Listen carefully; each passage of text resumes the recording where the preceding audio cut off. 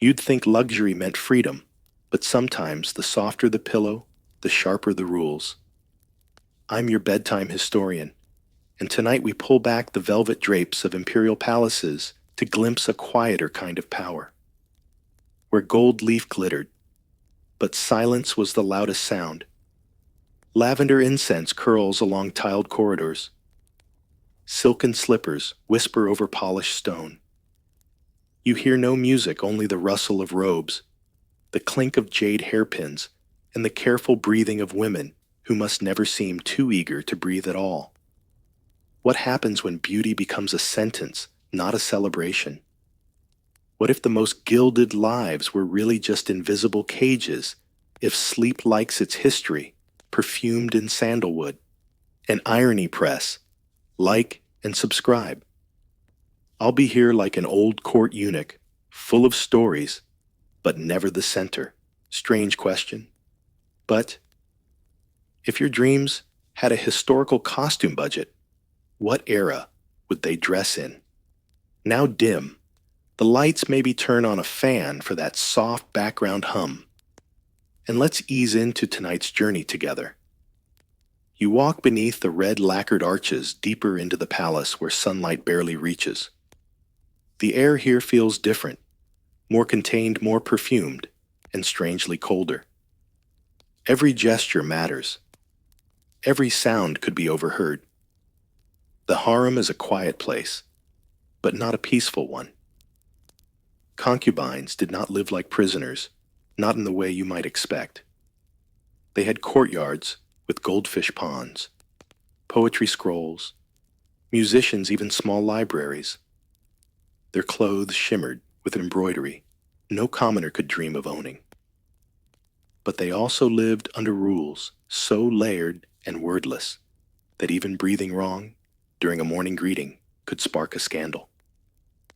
A concubine's day began in silence. Servants helped her rise, wash, and dress without a word. She could not choose her own meals, her own hairstyle, or even when she'd see sunlight. Her every movement was observed by eunuchs, older concubines, and sometimes even the walls themselves carved with symbolic reminders of obedience. Privacy didn't exist. Trust was a luxury no one could afford. The hierarchy among concubines resembled a spiderweb delicate complex and perilous. Each woman had a rank assigned not by merit, but by imperial whim bloodline or a single knight's favor. A misstep, laughing too loudly, speaking without a title, failing to bow deeply enough could demote you. Or worse, render you socially invisible. Historians still argue whether this system was more protective or punitive. Some say it allowed women to wield influence through soft power by mastering etiquette, flattery, and timing. Others call it institutionalized imprisonment with perfume on top. The evidence, like the concubines themselves, often vanished behind veils. You might wonder, how could anyone survive this life without going mad from the constant surveillance, the endless pageantry, the fear of a single wrong glance? The answer lies in one word: discipline. Not just the kind forced upon them, but the internal kind, the kind that teaches a girl of 13 to smile while hearing she may never see her family again. A quirky fact: some palaces employed silent stones, slabs etched with poetry, or etiquette reminders placed near communal areas to remind women not to speak unless spoken to. Imagine learning to navigate friendship, rivalry, romance, and ambition, all in whispers. And even those whispers could betray you. Because the harem wasn't a monolith, it was a theater of alliances, secrets, and subtle rebellions. While one concubine might perfect her embroidery, another might be perfecting the art of invisibility until the right moment arrived. Some scholars remain divided on whether these women truly lived under tyranny, or if they carved pockets of power from within the very system that caged them. You trace a finger along the silk curtain at the entrance to a private room. It trembles slightly, not from the wind, but from the breath of someone on the other side, someone waiting, someone listening. Velvet, yes, but beneath it, always iron. The next corridor glows with morning light, but not for long. Just beyond it lies a chamber where daylight means less than glances, and destiny hangs on a single nod. Here girls become concubines, not through education or ambition, but by being seen. From a young age, girls in noble or hopeful families were groomed for the faintest chance of imperial notice. Parents trained their daughters not to speak first, not to smile too widely, not to walk too quickly. Beauty wasn't everything, but it was the first ticket through the palace gates. A soft jawline, a high forehead, or simply the right kind of stillness could be enough. Or not. The selection process itself felt like theater, a performance of passivity. Girls stood in long lines during seasonal inspections, dressed in muted silks, eyes downcast. Sometimes an emperor walked past and said nothing. Sometimes he stopped for a second glance. That glance might be the most important moment of a girl's life. You walk past one such memory, painted faintly on an old folding screen, a hall of candidates waiting the emperor mid-step, his gaze pausing not quite on a girl, but just above her shoulder. Did he mean her, or the one behind her? No one ever asked. Everyone assumed. Some families paid enormous bribes to get their daughters into these ceremonies. Gold land deeds, rare pets, even poetry commissions were gifted to officials in charge of introductions.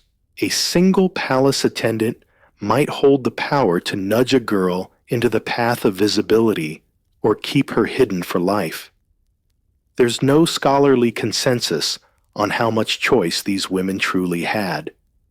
Some argue that certain families saw it as social ascension and sent daughters willingly. Others believe these choices weren't really choices at all, especially for girls too young to understand the implications. The imperial court itself was inconsistent in documentation, sometimes treating concubine selection like a sacred ritual, other times like administrative record-keeping. But here's a curious detail during the Tang dynasty. Some emperors reportedly chose concubines based on poetic ability or clever wordplay rather than appearance alone. A well-timed pun could lead to promotion. A mispronunciation might result in exile. Imagine that your whole future balancing on a haiku. And what happened after selection? A name change. New clothing.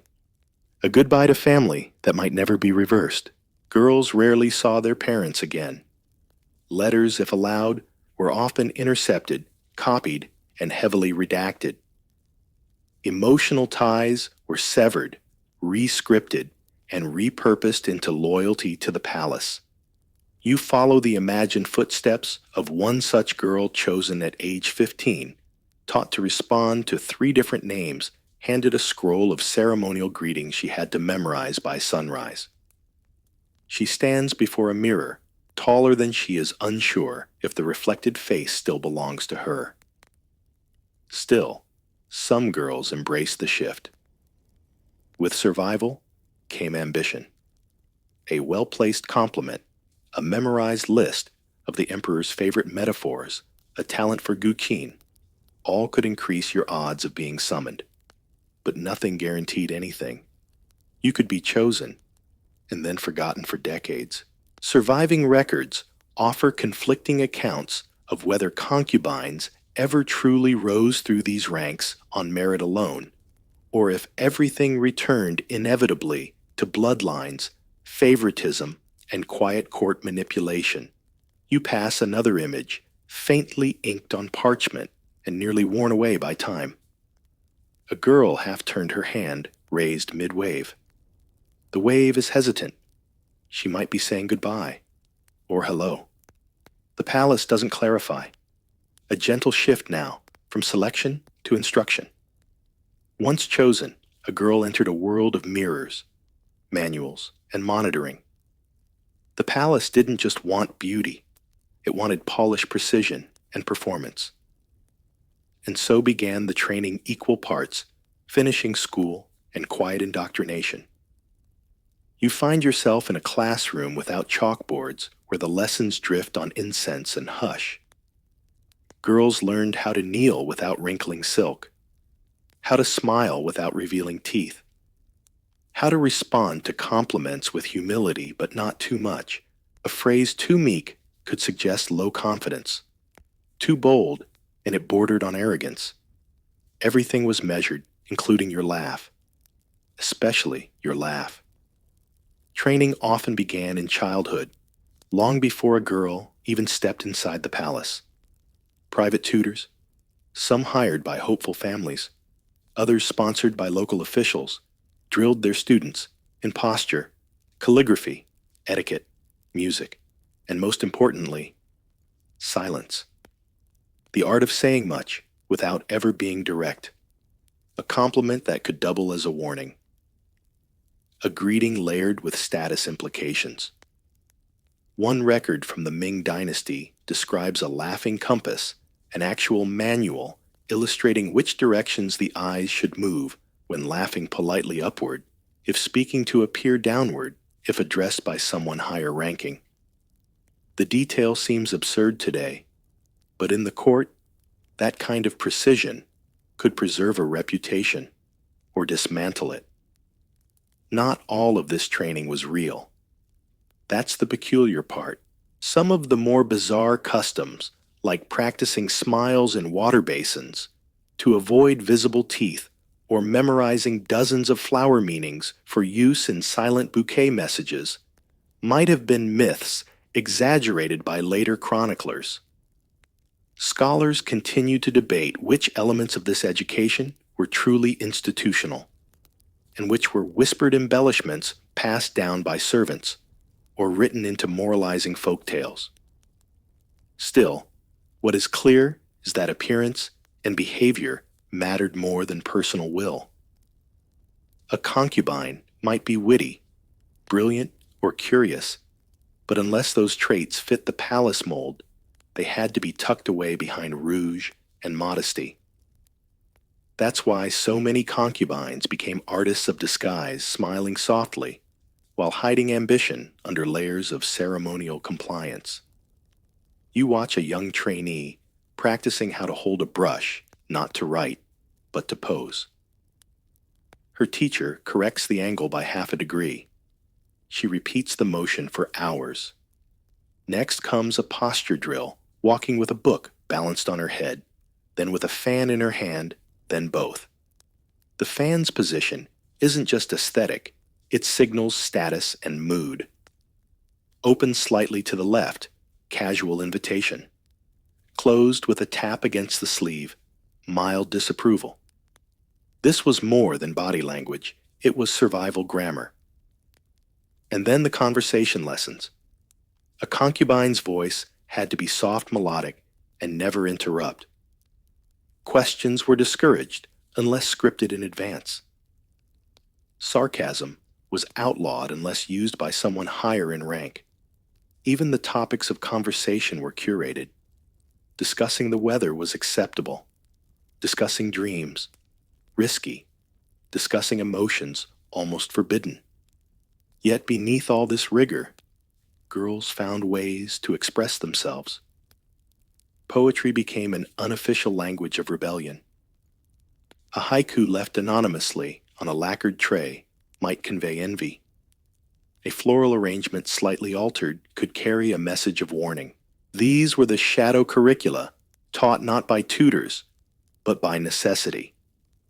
Some scholars suggest this training system was not entirely oppressive.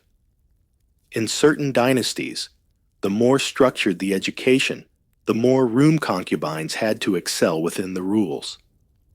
Others argue the opposite, that the rules merely disguised confinement as sophistication. Either way, the school of shadows left its mark. You step through the training hall's side door. The noise of delicate corrections fades behind you, replaced by the thicker silence of lived consequence.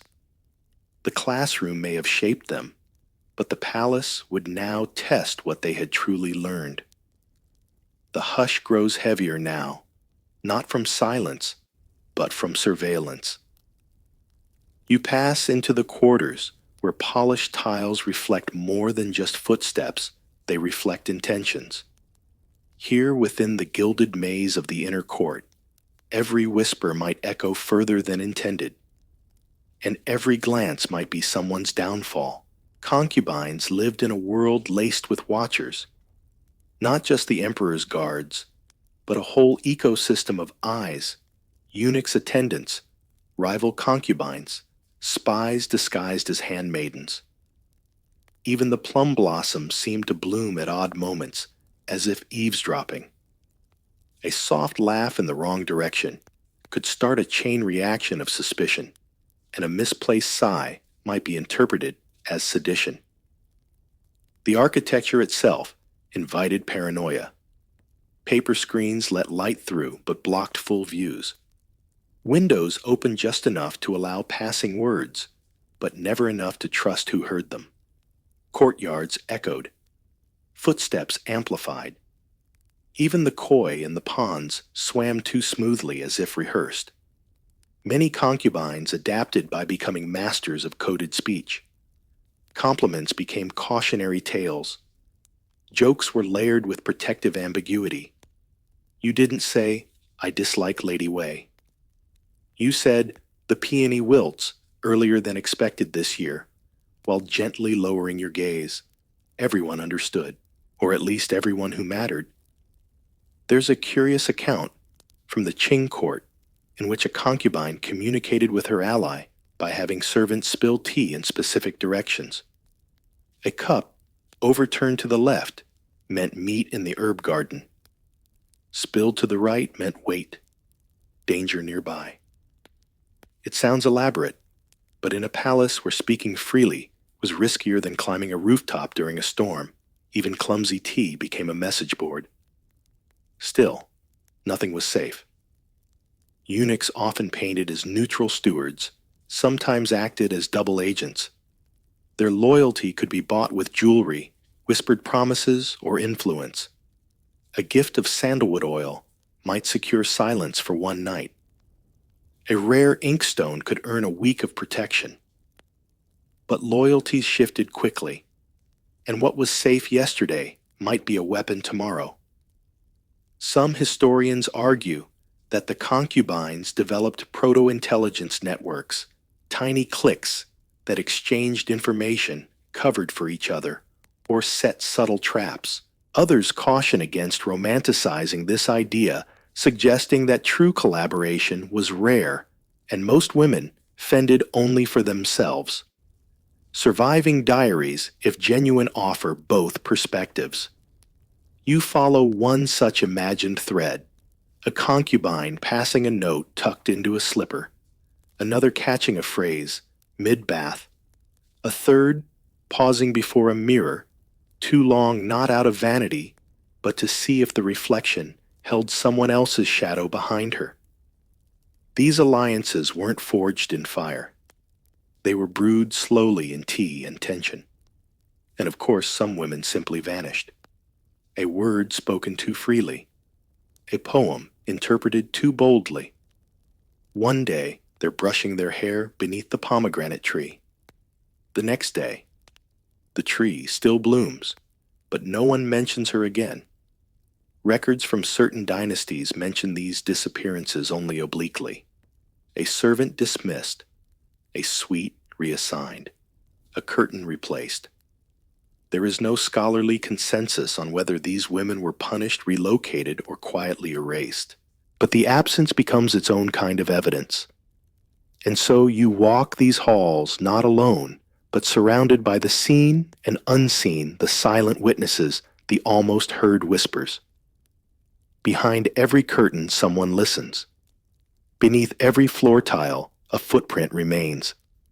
And if you speak even in jest, Be prepared for echoes.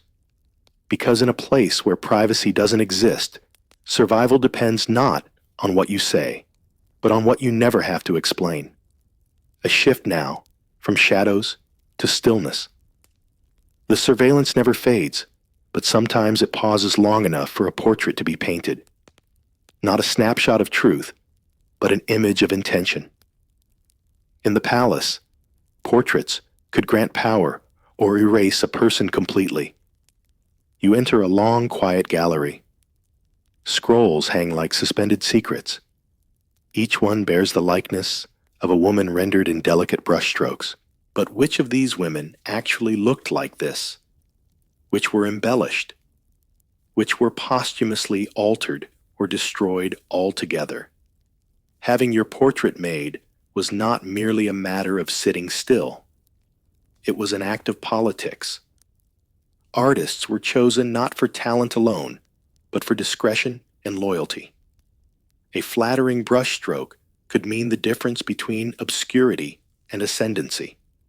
A too truthful rendering that could invite disgrace. In some dynasties, the emperor commissioned portraits of favored concubines to decorate seasonal halls, summer, autumn, winter, spring. These seasonal associations weren't random. Being painted into spring suggested renewal, fertility, potential influence. Being placed in autumn could mean fading favor or quiet retirement. One concubine reportedly wept for days when her portrait was moved from spring to winter. Yet others knew how to work the system. One clever woman, never chosen for seasonal display, allegedly bribed a servant to slip her unfinished likeness into the emperor's viewing room. He paused, asked her name. A week later, she was summoned. Within a year, she had her own wing. Some scholars remain skeptical about the story, but others point out that court records did suddenly note her promotion with no listed reason. A few portraits featured small coded elements, like a specific flower in the background, a ribbon color, or the tilt of a fan. These weren't just stylistic flourishes. They were whispers of inner identity. A lotus hinted at purity, but a plum blossom could suggest resilience after suffering. A concubine who dared wear the color red if allowed might be signaling boldness or aligning herself with a particular political faction. Every detail mattered. And then there were the portraits that vanished. When a concubine fell from favor, whether through scandal rumor or mere boredom, her image might be painted over, rolled away, or burned. Sometimes successors requested the removal themselves, eager to rewrite the visual history of who had mattered. One empress famously ordered all portraits of her husband's previous favorites to be recontextualized as ancestral aunts or provincial courtesans. Historians today still debate which scrolls show who. There is no scholarly consensus on how many genuine portraits survive and how many are clever recreations based on legend flattery or wishful reconstructions. Museums display them behind glass, describing the subject with phrases like believed to be attributed to or possibly inspired by. In truth, the woman inside may have never been seen at all. You pause before one such portrait. Her gaze is level, unfazed. Her hands folded so delicately they almost vanish into her sleeves. You wonder, did she pose like that? Or did the artist decide that's how she wanted to be remembered? And just as you step closer, the reflection of your own face shimmers faintly on the glass. For a moment, you see both of you. She staring out. You staring in. Both wondering what was erased to preserve what remains. In the palace, stories weren't told. They were painted then edited, some with color, some with silence. We drift now from still images to living tension. A portrait could secure favor, but daily survival demanded strategy more chessboard than charm. Welcome to the quiet war of silk and sighs, where alliances were forged in poetry and enemies served each other soup. Life in the harem wasn't all passive waiting or wistful gazing at lotus ponds. It was an ever-shifting landscape of rivalries and allegiances, subtle and relentless. No one raised voices. No one drew swords. But sabotage wore embroidered slippers and smiled during morning greetings. Concubines might share tea one day and betray each other the next. Loyalty was conditional affection calculated. The stakes, a better room, a higher rank, a single night summons. Even a few extra silks from the imperial wardrobe could mean everything. You pass through a perfumed sitting room, where nothing is out of place except the tension in the air. A folded fan rests askew. A pillow slightly flattened on one side. Small signs, yet in the palace, nothing was accidental. Everything meant something. There's a curious account from the Song dynasty of a concubine who orchestrated an entire campaign against a rival using only breakfast trays. For 3 weeks, her kitchen attendants ensured a rare, mildly laxative plum paste was served to the rival before every morning ceremony. It didn't kill her, but it made her miss just enough formal appearances to raise suspicion about her health and loyalty. Some concubines became adept at using poetry as a tactical tool. Verses left on windowsills, scrolls slipped between robes, or lines whispered under breath while pouring tea. These poems rarely expressed emotion directly. Instead, they layered allusions, complaints about the moon that actually meant jealousy, references to falling leaves that signaled a rival's decline. And sometimes food was the battlefield. Certain dishes were believed to enhance beauty or fertility. Others, more suspiciously, were rumored to cause subtle illnesses or fatigue. There's no scholarly consensus on whether these recipes actually worked, or whether the belief alone was enough to cause symptoms. You imagine a breakfast table. 4 women sit each smiling, each watching the other's chopsticks more than their own. A bowl of lotus soup sits untouched. Why? Because it came from Lady Shin's kitchen, and Lady Shin hasn't been seen at morning prayers for 2 days. Coincidence? Possibly. Risk not worth taking. Every gesture became performance. Compliments required rehearsed restraint. Disapproval had to be disguised as concern. You didn't say, "She's untrustworthy." You said, "She seems very tired lately. Perhaps she should rest more often." Said in the right ear, that line could cascade into demotion. Yet not all relationships were treacherous. Some concubines formed genuine bonds, sisters in silence who shared information and comfort. They might write letters, using flower metaphors, offer secret warnings with embroidery patterns, or send shared gifts through trusted eunuchs. But even these friendships carried risk. A friend today might be forced into rivalry tomorrow by a change in rank or a sudden imperial favor. Historians still debate how widespread these covert rivalries were. Some argue that many concubines lived quietly, rarely interacting beyond formal gatherings. Others believe the palace was a hive of soft power maneuvering, where every word was weighed and every glance weaponized. You linger in the doorway of one such chamber. The women inside laugh softly, melodically, perfectly timed, but their eyes flicker, shift measure. Behind the gauze curtain and jasmine perfume, a quiet war rages on. And as always, the rules are unspoken. The weapons, silence, etiquette, and a well-timed plum. The air changes now thicker, slower tinged with anticipation and dread. Because no matter how skilled or strategic a concubine might be, her fate could shift in a single night. All it took was one summons, one whispered announcement: "The Emperor will visit your chambers this evening." Being chosen was considered the highest honor. But behind the fanfare was a truth no one dared speak too loudly. Being chosen could also be a curse. You picture the preparations: bath water scented with osmanthus blossoms, hair brushed until it shone like lacquered ink, robes selected based on the emperor's known moods, a specific incense perhaps if he'd had a stressful day. The palace had no official handbook for these rituals, but older concubines passed down the dos and don'ts like sacred scripture. And then the waiting. Hours of stillness, posed like a painting every breath, timed with precision.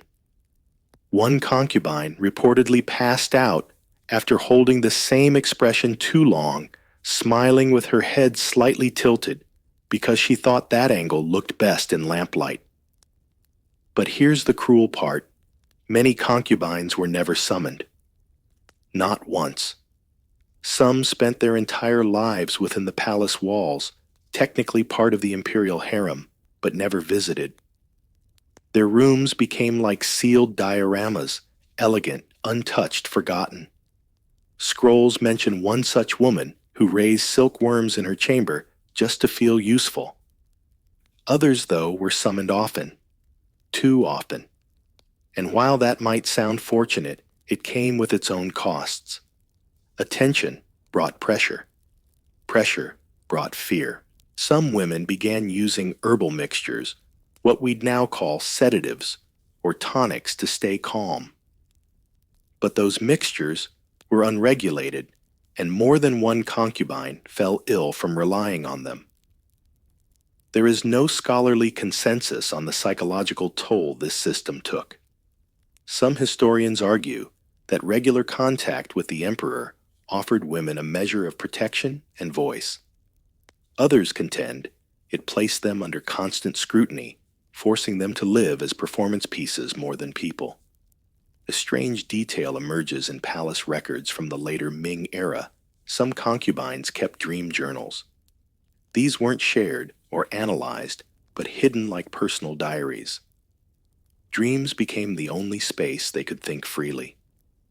One journal entry reads, "Last night, I dreamt I was a rice farmer's wife. My feet hurt. I smiled anyway. It's not poetry, but it is truth." Then there were the stakes of the visit itself. It wasn't just about companionship. It was about potential pregnancy. And with that came either elevation or elimination. A concubine who became pregnant was instantly subject to layers of scrutiny. Was the pregnancy legitimate? Would the child be a boy? Who else might feel threatened by this rise in status? You hear the footsteps, now soft and deliberate. A eunuch approaches the door with the summons. He doesn't speak. He doesn't need to. The message is clear. You've been chosen. The room transforms instantly: fabrics, straightened candles, lit palms, wiped discreetly on sleeves. Your heart pounds, but your face must remain serene. You are not allowed nerves. One scholar likened the system to a coin toss in a velvet pouch, quiet, random, and irreversible. Another compared it to a theatrical audition, where the script never changed, but the actors aged in place, waiting for a cue that might never come. And in the shadows, outside the door, other concubines wait too. Not for the emperor, but to see who was chosen. Who rose? Who now poses a threat? Because tonight, the emperor sleeps over. From moonlit visits to morning consequences, we now turn to what came after the emperor's stay. Because in the imperial harem, motherhood was a kind of alchemy. It could elevate a woman to unimaginable influence, or shatter her beneath the weight of palace politics. Giving birth to a royal heir didn't guarantee safety. Sometimes it painted a target. To bear the emperor's child was the highest achievement for a concubine on paper. In reality, It marked the beginning of a new game. A game with higher stakes, tighter rules, and more dangerous players. Suddenly, every gesture mattered more. Every meal was suspect. Every lullaby overheard. You enter the nursery wing, a quiet corridor, with lacquered cradles, delicate mobiles, and too many locked doors. The babies born here might be sons of heaven or forgotten footnotes. And their mothers, well, their fates swung wildly with every hiccup, every fever, every political whisper.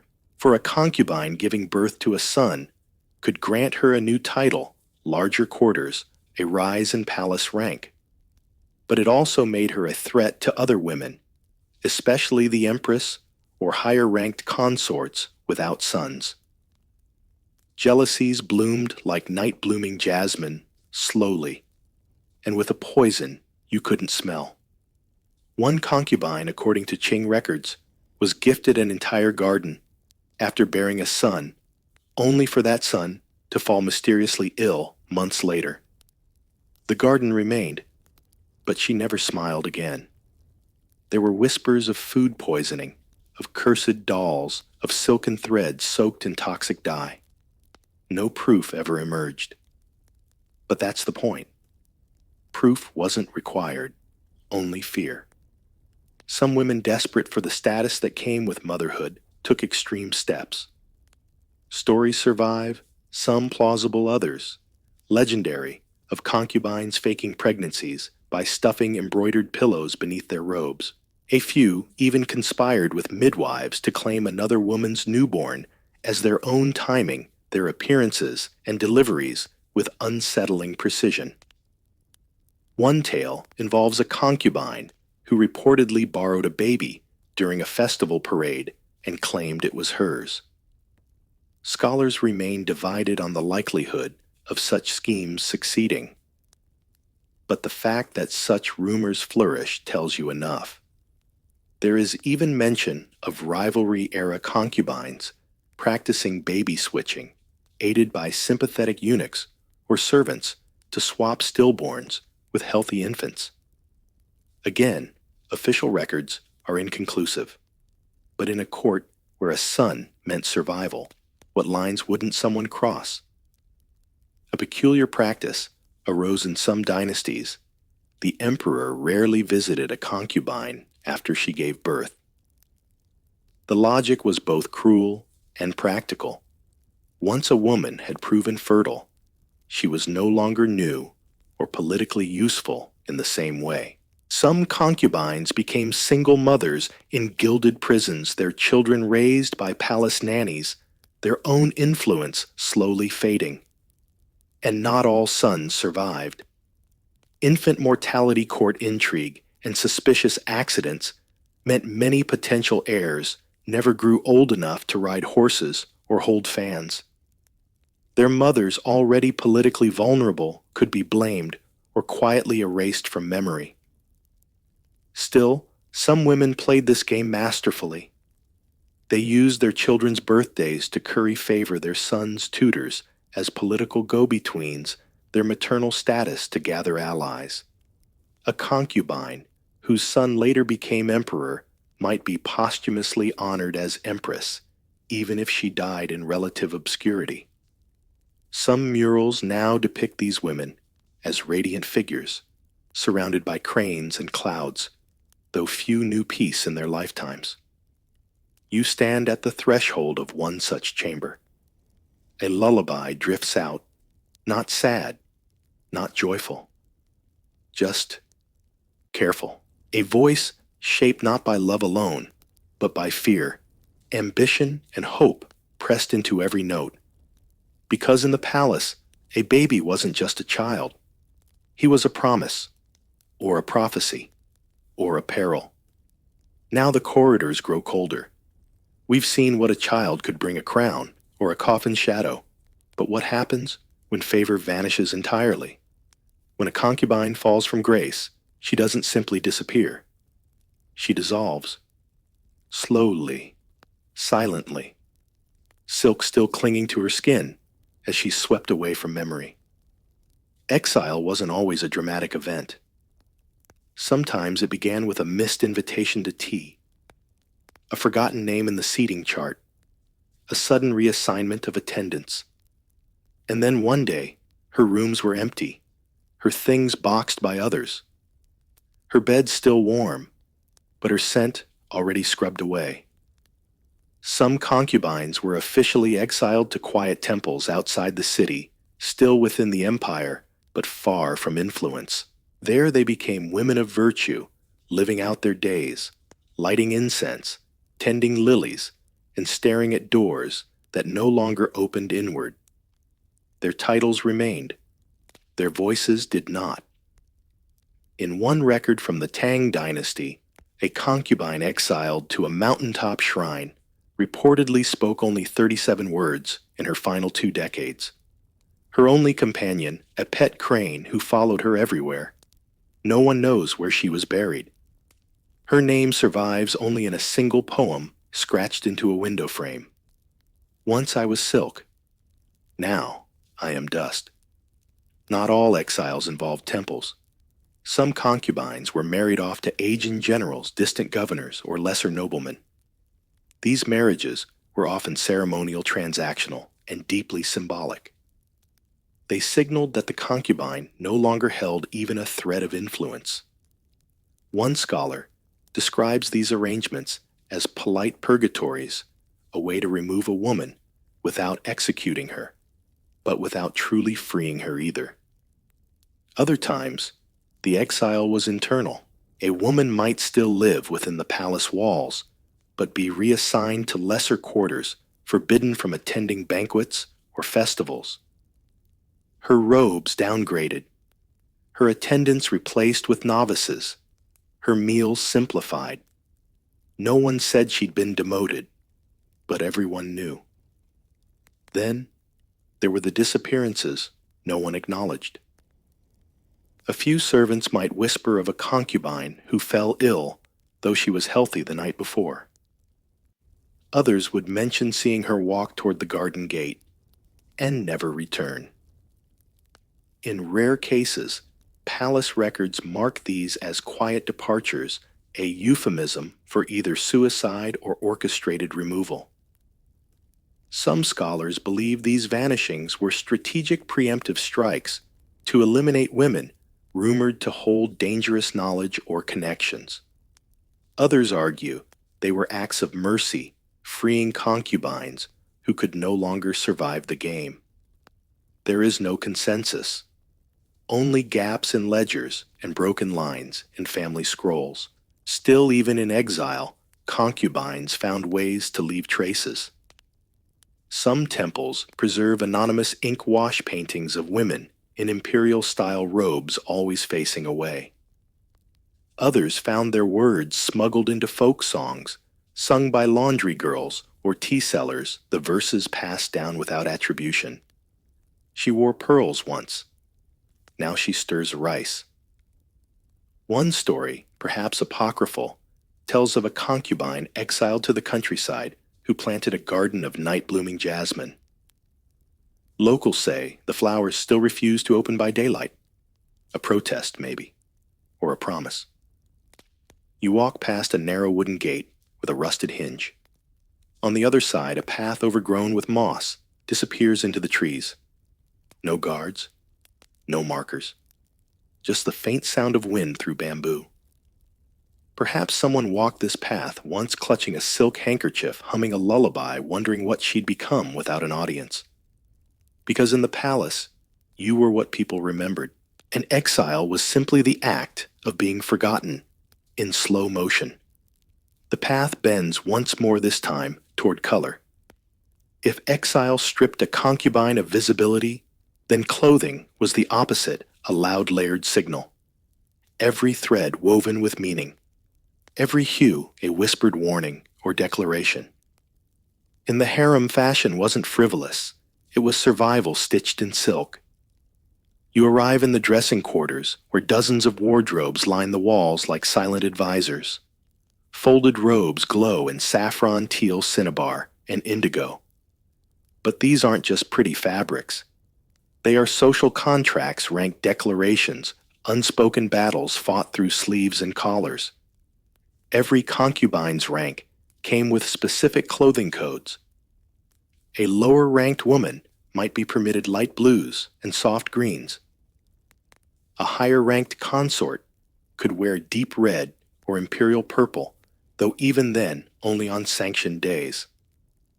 One wrong shade at the wrong moment could be seen as rebellion or worse, impersonation. In some dynasties, even embroidery patterns were tightly regulated. A phoenix stitched with 5 tail feathers might be reserved for imperial mothers.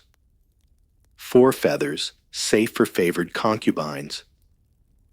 A woman caught wearing an extra feather accidentally or intentionally could be stripped of rank or sent to confinement. Some women, however, learned to bend the rules with finesse. One clever concubine, barred from wearing red, had her seamstress dye her robes in layers so that the inner lining shimmered crimson only when she bowed. A flourish seen only by the emperor and ignored by jealous rivals. Historians still debate whether this story is truth or clever folklore, but its persistence in scrolls and stories suggests that quiet rebellion often wore a hemline. Accessories carried their own messages. Hairpins shaped like plum blossoms hinted at resilience. Jade pendants suggested wisdom and restraint. Even fans varied by material: bamboo for humility, ivory for favor, silk for flirtation. There's a tale of a concubine who passed a message of dissent to the emperor using only the placement of a hair comb. No words, just defiance worn like jewelry. There were also rumors never confirmed of garments laced with subtle symbols, a lining stitched with phrases from banned poems, or knots tied in specific counts to represent secret calendar dates. Some of these stories come from eunuch diaries and are likely exaggerated. But the idea that a concubine's dress could speak for her when she could not, that part rings true. Not all clothing choices were personal. Often wardrobe attendants and older concubines controlled what younger women wore. The logic was part mentorship, part manipulation. A particularly favored young concubine might be encouraged to wear colors that flattered her less to preserve harmony, they'd say, or to avoid envy. But really, it was about balanced competition and containment. One archival inventory from the Josian court lists more than 200 garments assigned to a single woman, only 15 of which she could choose herself. The rest were dictated by ritual calendars, astrological events, and imperial preference. You weren't dressing for yourself. You were dressing as yourself, whoever that was permitted to be.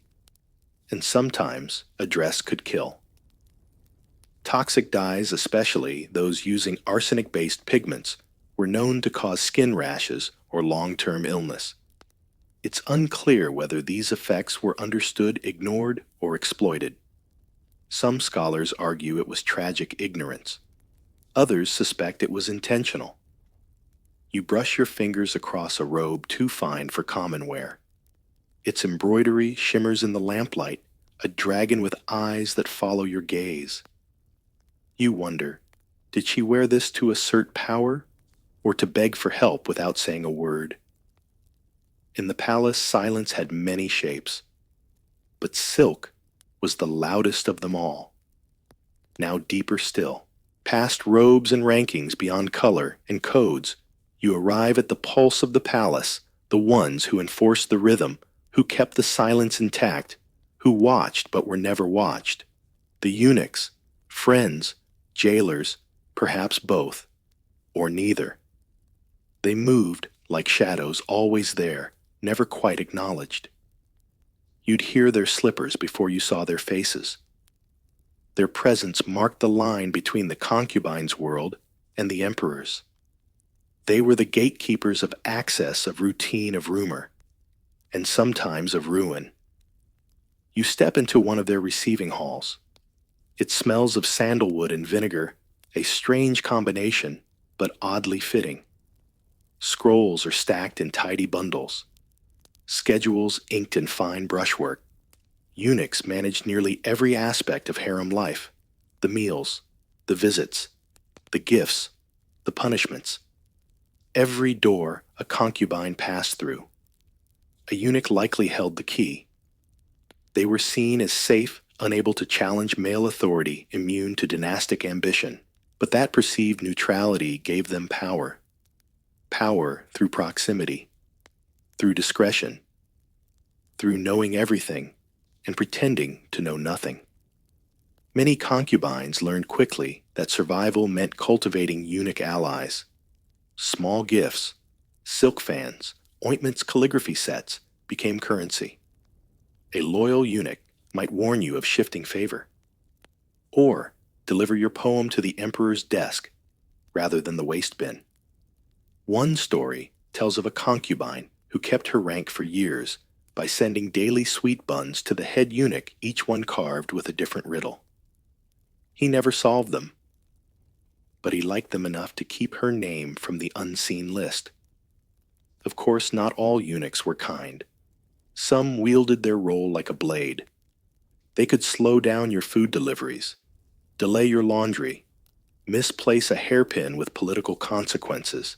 One infamous eunuch, during the late Qing, reportedly fabricated entire incidents claiming a concubine had insulted the emperor's ancestors just because she refused his offer of mooncakes. She was demoted by the end of the week. There is no scholarly consensus on how much unchecked power eunuchs truly held. Some researchers frame them as tragic figures, castrated young raised within rigid hierarchies, manipulated as much as they manipulated. Others argue that many ascended into roles of near imperial influence, running operations that rivaled ministries in scope and complexity. Their relationships with concubines varied wildly. Some became confidants, guardians, even co-conspirators.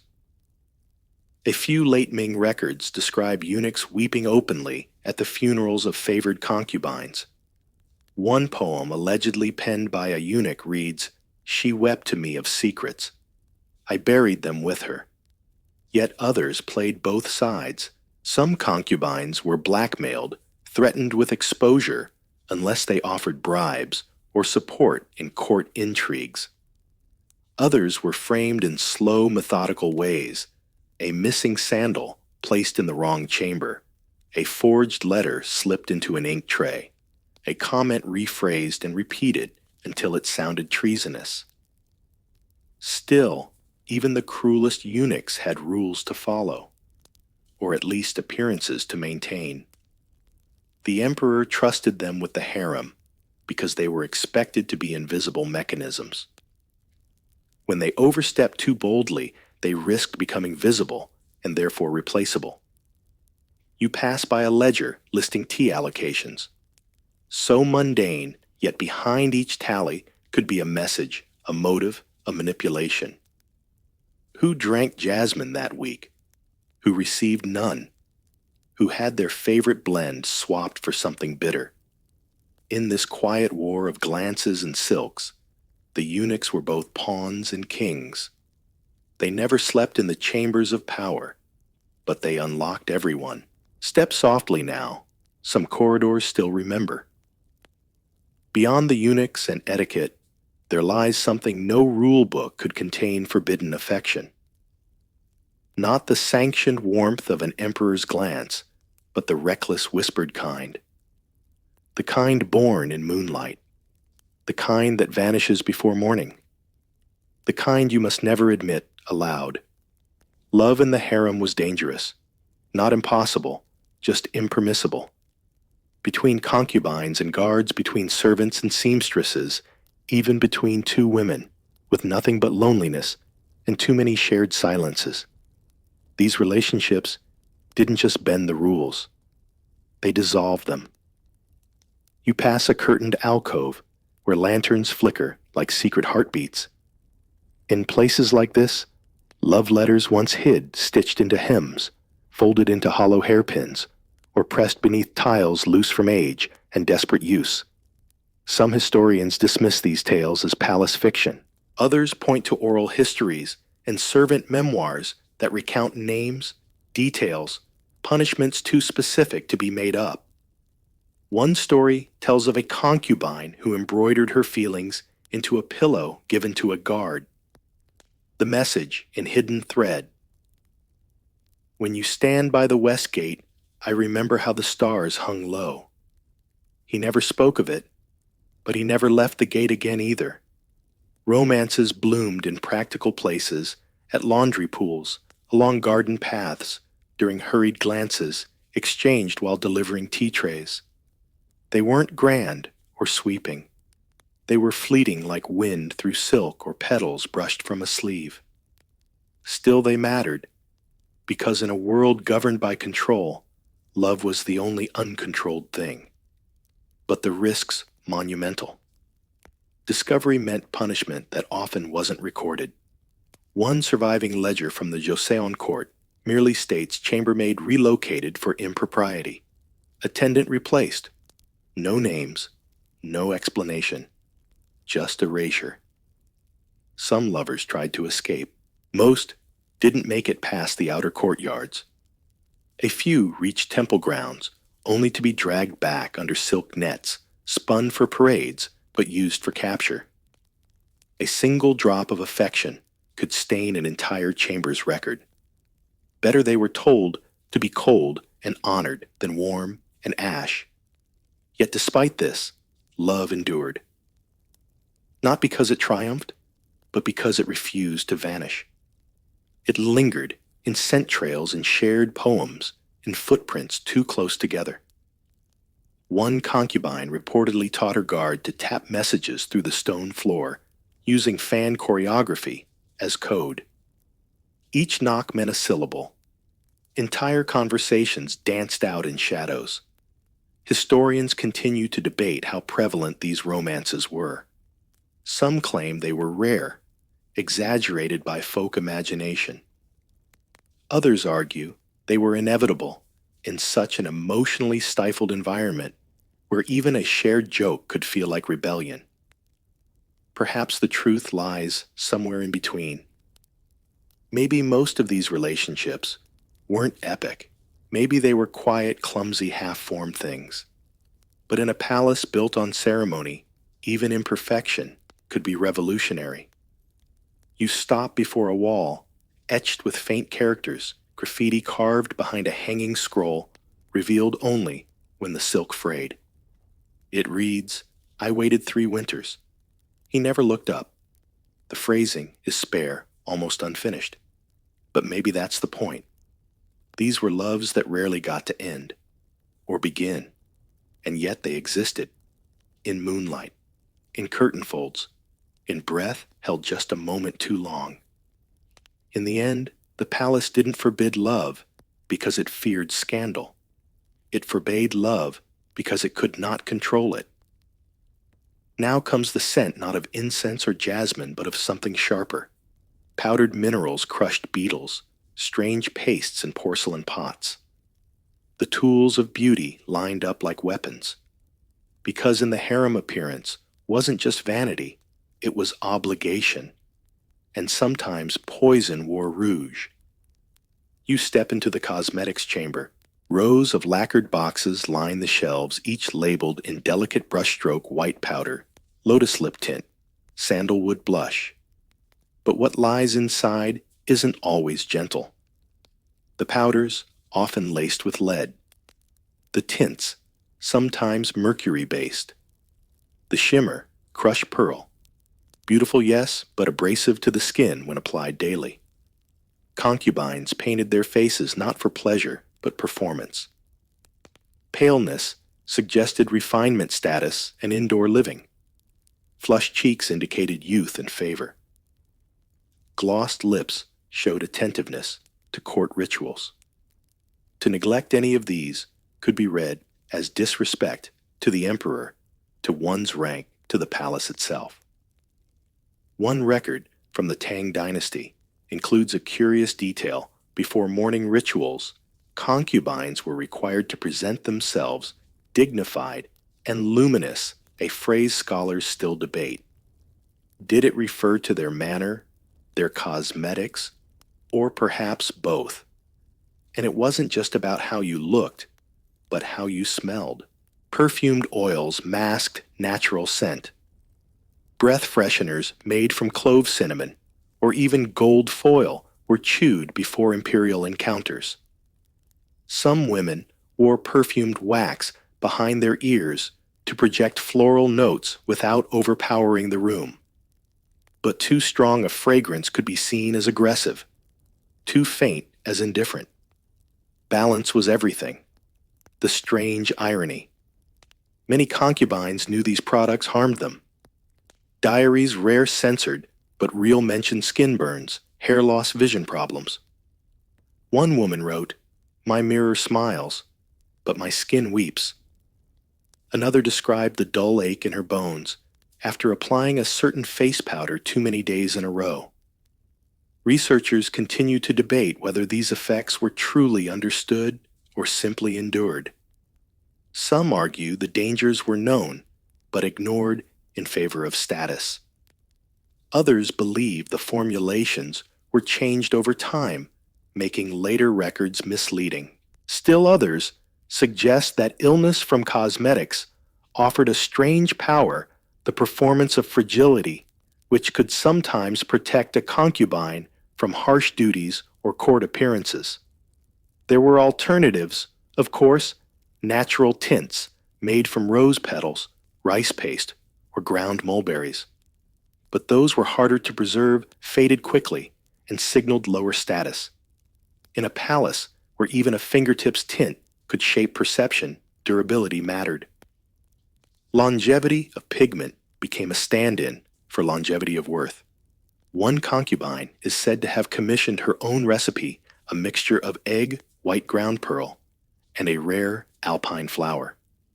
It left her skin luminous, but also brittle.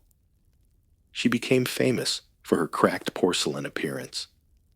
Ironic, beautiful, slightly terrifying. Some say she began wearing veils not out of modesty, but to keep her cheeks from flaking in the breeze. Even in death, cosmetics followed them.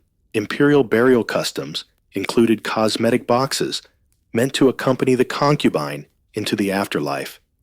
One tomb revealed jars still sealed with beeswax, the contents preserved rouge, as vivid as the day it was mixed, as if beauty might still be required where she was going. You touch the edge of a vanity cool polished ghostly in the lamplight. A powder puff rests untouched. A brush still holds strands of dark hair. The mirror above it reflects only you now. But once it reflected, a woman carefully applying poison disguised as prettiness. Because behind the perfume, the face was not just hers. It was the palace's property. And beauty in this place came with a cost measured not in coins, but in years. The perfume fades, now replaced by something colder absence. You step through the oldest wing of the palace, where no voices echo, and the lanterns hang lower, as if bowing in remembrance. This is where names dissolve, where laughter used to live, and where the ghosts of concubines linger longer than their titles ever did. Many concubines didn't die violently. They died quietly, worn down by routine, forgotten by time, or gently erased once their usefulness expired. The palace did not hold funerals for most of them. A few earned tombs, but many were buried in shared plots or cremated without inscription. Their lives were full of rituals, but their endings were whispers.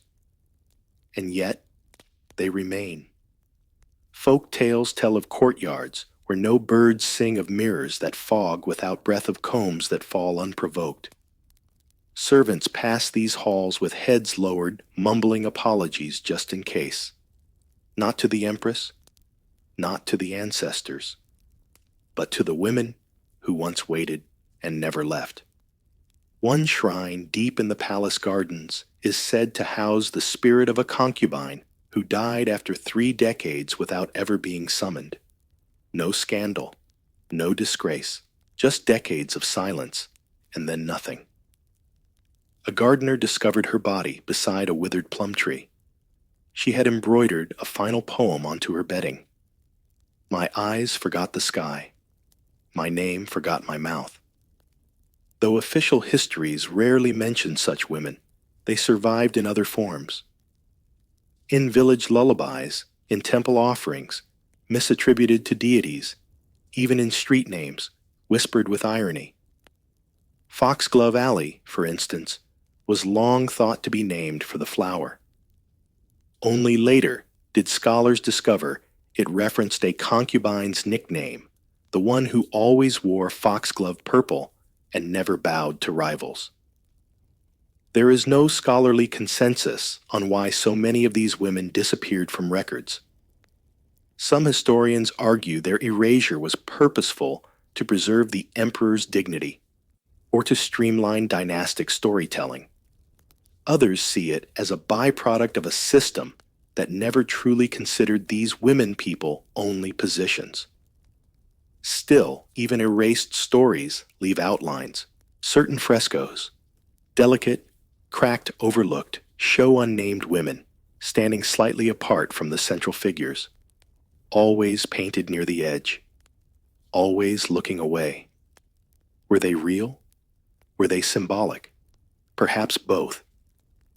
One researcher notes that several of these background women appear to be the same face copied across different palaces and time periods, an echo rendered in paint. Then there are the dreams. Palace attendants speak of recurring visions passed from generation to generation. A woman with silver-threaded hair standing at a window that doesn't exist anymore. Or a soft tapping at doors during rainstorms, always in threes, always unanswered. Superstition? Probably. But in a palace built on ritual, even ghosts follow the rules. You pause before one such window, long sealed its latticework, still bearing burn marks from an old lantern fire. Below it a single shoe, tiny, silk-bound, clean, as if it had never walked on earth at all. Some concubines became legends, others became warnings. Most became no one, but the walls remember. The shadows shift just enough to suggest they're still walking, still waiting, still humming songs with no name and no origin. Because even in a world that tried to forget them, some ghosts refuse to fade. Not out of vengeance, not out of sorrow, but simply because no one ever said goodbye. And now, the end, but not really. Because even when the concubines disappeared, their influence lingered like incense in old wood. Power doesn't always wear a crown. Sometimes it hides behind curtains, or inside lullabies, or in the way a dynasty tilts just slightly because a woman once whispered into a future emperor's ear. The final hall you enter is not grand. No dragon carvings or gold inlays. Just soft-footed silence lined with scrolls, tokens, and forgotten names. These are the traces, the legacies the concubines left behind, even if history refused to write them in bold. Some concubines shaped court policy through the children they raised. Others guided cultural trends with how they dressed, what they read, or how they walked. A single turn of phrase from a favored consort might become court fashion. One emperor reportedly banned the color orange after a concubine called it untrustworthy. No one challenged him. The fabric market simply adapted. Dynastic records credit emperors for reforms, victories, and shifts in ritual. But between the lines, you sometimes find anomalies. Policies inspired by bedtime conversations, tax breaks given to the family of a woman, never named, or strange additions to palace gardens that mirror the hometown of a long-departed consort. One concubine, known only by a flower title, is believed to have introduced a medicinal herb to the court's apothecary after using it to treat a young prince's fever. That herb, considered exotic at the time, later became standard in imperial medicine. No monument names her, but the prescription survives. Scholars still argue over the extent of this influence. Some see concubines as passive figures reacting to fate. Others describe them as subtle architects, shaping events from behind layers of formality. The truth likely shifts between those extremes like silk, brushing across your skin just as you try to hold it still. There's also the matter of style. Hair ornaments that echoed the flight of swallows, sleeve lengths that matched seasons, a way of writing love poems with double meanings studied and replicated by court poets for generations. What we call imperial culture may, in many cases, have simply been concubine culture elevated by proximity to power and then erased to protect someone else's legacy.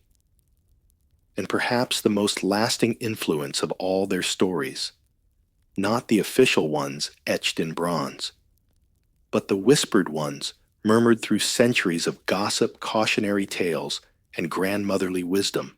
Children in distant provinces grew up hearing about the woman who wore tears like earrings, or the one who never blinked before being chosen. Some of these tales are nonsense, others untraceable truth. You touch the edge of a carved screen depicting a woman's silhouette, delicate faceless, turned slightly to the left.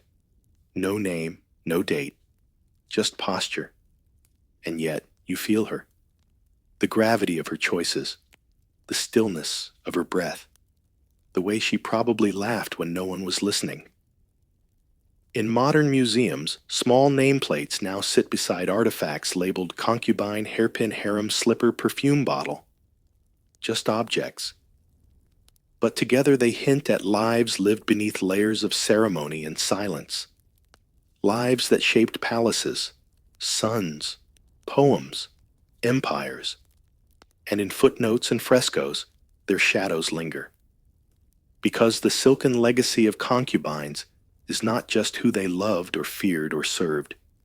It's who remembered them, and how hard they tried to forget. But not everyone remembered in whispers. Just beyond the harem's hidden echoes, another kind of shadow moved, one not born of beauty, but of silence enforced. A different kind of influence cloaked in ritual and robes waited just outside the emperor's chamber. Velvet shoes padded over mosaic floors. Brass censers puffed trails of sandalwood through long, echoing halls. In the hushed corners of ancient courts, Rome Byzantium China, the Ottomans there stood shadow figures who wielded enormous influence without ever drawing a sword or signing their name on a royal edict. They were eunuchs, castrated men, trusted with the deepest secrets and closest quarters of kings and emperors. Why? Because they were seen as neutral, unable to father heirs, chase mistresses, or spark dynasties of their own. But that same perceived harmlessness is exactly what made them dangerous. You slip into a throne room that smells of lacquered wood and perfumed ink.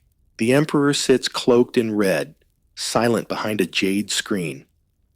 On either side, civil ministers and military generals. And just behind him, barely visible, a man in embroidered robes holding a fan and notepad.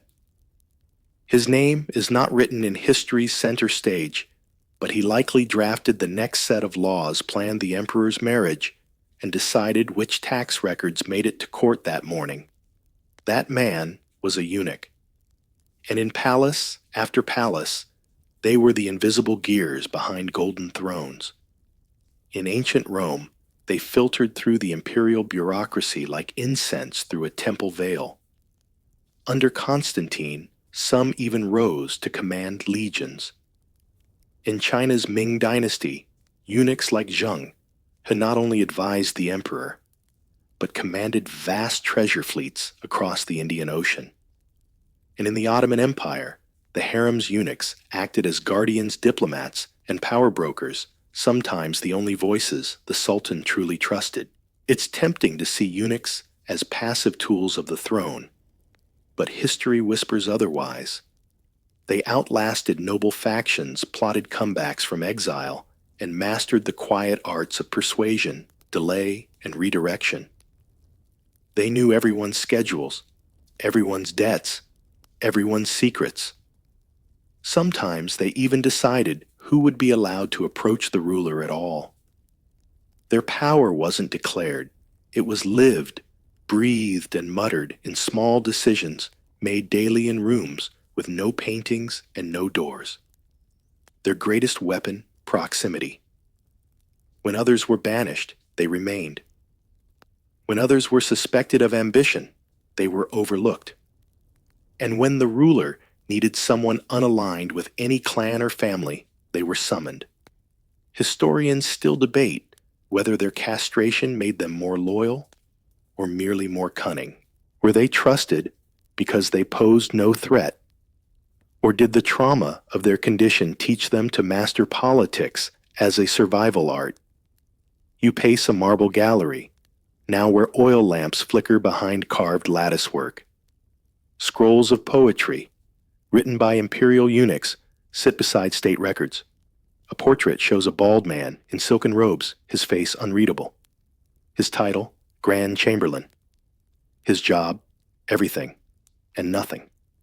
It depended on the ruler, on the day, on the whispers. But there is no consensus among scholars. Some saw eunuchs as stabilizing forces disinterested in bloodlines, focused on the emperor's good. Others blamed them for corruption, favoritism, and the decline of dynasties. The truth, as always, is muddled, because the records are, because they were never meant to be seen.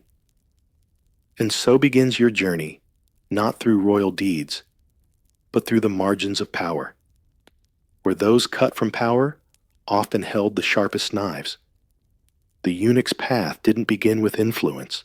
It began with scissors, sometimes silk-wrapped, sometimes rusty.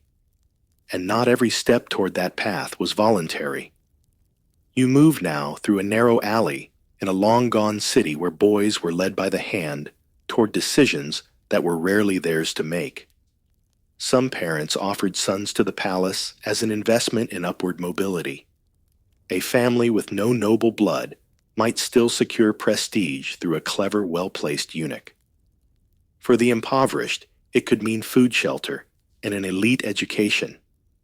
In other cases, young captives were selected for the procedure, their fate sealed by war or servitude. You imagine standing at the edge of one such courtyard. The air smells faintly of citrus water and warm stone. A door swings open, and futures are decided with a nod. Voluntary castration. That's the puzzle. Some ancient records suggest boys chose this life for status or spiritual calling. Others tell a grimmer tale of bribes, coercion, or survival gambits. Scholars argue over how often the decision was truly free. One text claims thousands lined up for the chance. Another hints most were tricked or had no say at all. The evidence is contradictory and almost always secondhand. In the Byzantine Empire, the practice became institutionalized. Eunuchs served not just in the palace, but as bishops and generals. Manuals described how to perform the operation without killing the subject, though mortality rates remained high. Meanwhile, in China, the Ming court required a government-issued license to become a eunuch. Illegal castrations were not uncommon, often carried out by desperate families, hoping to smuggle sons into the elite ranks. You pass now into a stone bathing room, steam rising from marble basins. The scent of jasmine oil hangs in the air. Some eunuchs told tales of lavish ceremonies before their appointment robes gifted feasts laid out incense burned. Others remembered being left alone bleeding on cold tiles. And still myths bloomed around the procedure. Some said it granted strange wisdom or mystical insight. Others believed eunuchs lived longer or became emotionless ghost-like beings. None of it was medically consistent, of course, but in an age where court life was governed by omen and rumor, these tales mattered more than facts. Some rulers, it said, believed eunuchs could interpret dreams better than any priest. In certain cultures, boys were castrated before puberty to preserve a high voice and softer features. Elsewhere, adult men were forcibly transformed wounded not just in flesh, but in status and memory. You hear a fragment of an old folk song now drifting from a side room, a lament for a boy who vanished into the court and never came back. One quirky belief from Ming-era China claimed a man's essence was stored in his three treasures, brain, heart, and genitals. To lose one was to unbalance the soul, and yet some of the most balanced men in courtly life, at least politically, were eunuchs. They were efficient, focused, and often shockingly loyal. Or so their patrons said. Researchers continue to debate whether the psychological toll made eunuchs more disciplined or merely more desperate. Were they exemplary servants because they had nothing else, or because they had everything to prove? And then the strangest contradiction of all, while eunuchs were made to prevent dynasties, some became founders of informal ones, gathering protégés, allies, and networks of influence passed down like inheritance. They couldn't father sons, but they built legacies nonetheless. You step into a twilight garden now, where paper lanterns bob in the warm breeze. A eunuch kneels adjusting the collar of a young noble's robe. His hands are practiced, his voice low. He speaks not like a servant, but like someone shaping a future. The scent of simmering rice and inked parchment greets you as you step into the palace's inner sanctum, the hidden nerve center of empires. This is not the throne room or the battlefield. It's quieter, slippered, and filled with ledgers, spoons, and secrets. And here, the eunuchs are in charge. From dawn to dusk, they manage the palace's invisible life menus, medicine laundry rotations, lesson plans. Every fire lit, every robe cleaned, every scroll delivered was done on their watch. Most rulers, even the more hands-on ones, had little sense of these daily rhythms. Eunuchs, on the other hand, knew the location of every spoon and sandal. They turned chaos into ceremony. You glide into the kitchens of the Topkapi Palace. It's before sunrise, and already the clatter of copper pots begins. A eunuch scribes the names of visiting dignitaries beside dietary notes, who's allergic to saffron, who refuses lentils, who demands mutton. In the next room, another reviews the bathing schedule, and by noon, the inner courtyard will hum with deliveries, conversations, and hushed disputes over linens. The generals might ride horses, but the eunuchs ride calendars. In ancient China's Forbidden City, the Grand Eunuch wielded a seal more powerful than most ministers. He kept the imperial diary, arranged marriages, tracked every court expenditure. His team rotated plum blossoms, scheduled poetry readings, and made sure the emperor's parrot wasn't bored. Surviving records show that some eunuchs micromanaged bird diets more than military logistics. Of course, depictions varied wildly. Some were praised as saints of service, the only ones who kept things running when emperors grew idle. Others were vilified as meddlers, and hoarders greedy for gifts, smug in silk. These accounts often reflect the perspective of the writer, and most writers weren't eunuchs. Scholars remained divided. Some see eunuchs as bureaucratic lifelines, efficient, neutral, and essential. Others call them parasites, growing fat on bribes and monopolizing access. There is no scholarly consensus on which version is more accurate. Perhaps, like all things in court, it depended on who was in power. You linger now by a wall of scrolls and ledgers. Some are annotated with neat spidery script inventory tallies and ceremonial drafts. One list outlines the exact shade of robe dyes for a visiting prince's arrival. Another records the delivery of a tortoise from the provinces. These may seem dull, but in a world where the wrong fruit offered to a guest could trigger war, such tasks were anything but minor.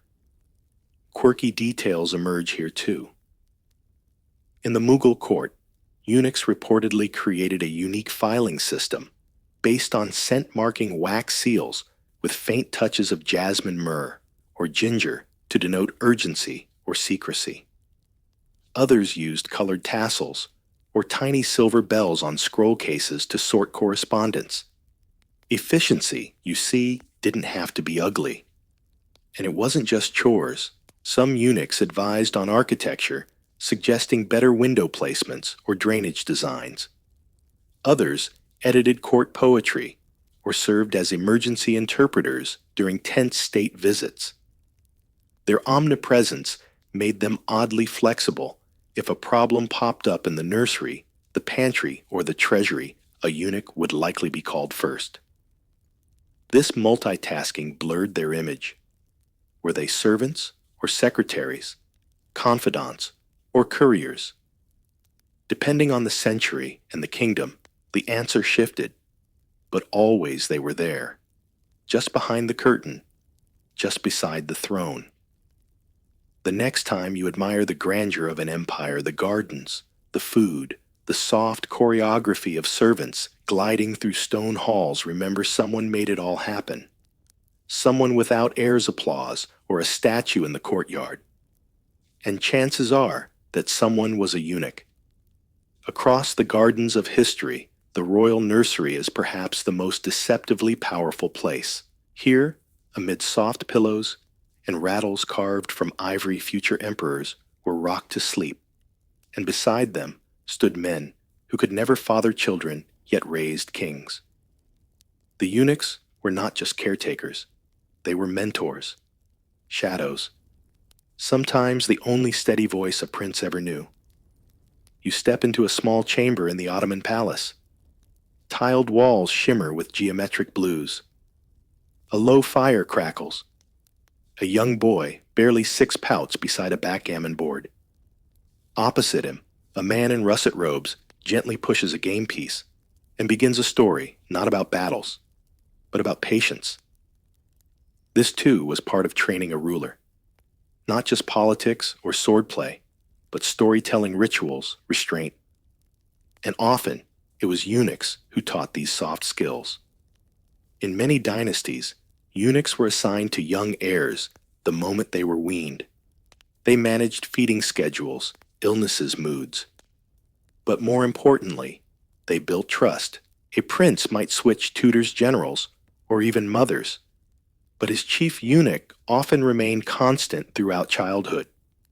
This created bonds deeper than duty. Some emperors called their childhood eunuchs uncle, others teacher. In one Ming-era account, a boy refused to eat until his eunuch returned from a week-long assignment.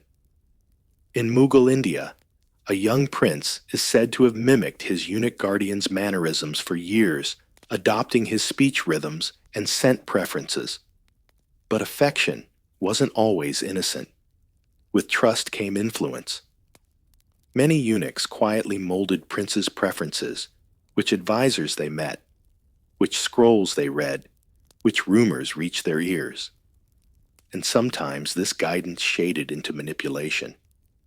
One Persian chronicle describes a eunuch who slowly turned his ward against the queen mother by editing bedtime stories. Historians continue to debate, were these bonds emotionally sincere or calculated for political longevity. Did eunuchs see these boys as sons or as future protectors of their own position? Surviving records offer both gentle lullabies and suspicious power plays. You pass now into a private garden courtyard. Orange blossoms drift on the breeze. A boy practices calligraphy under his eunuch's watchful eye. Every stroke is corrected with a whisper, not of punishment, but of memory. That's how your grandfather signed his name. Knowledge passed through ink and care. Some eunuchs shielded princes from court intrigue, others introduced them to it. The difference often depended on loyalty or ambition. A few even tried to install their prince on the throne ahead of the rightful heir, believing their influence stronger with one child than another. These cases were rare, but explosive, often triggering purges or exile. Yet many eunuchs walked this delicate line with grace.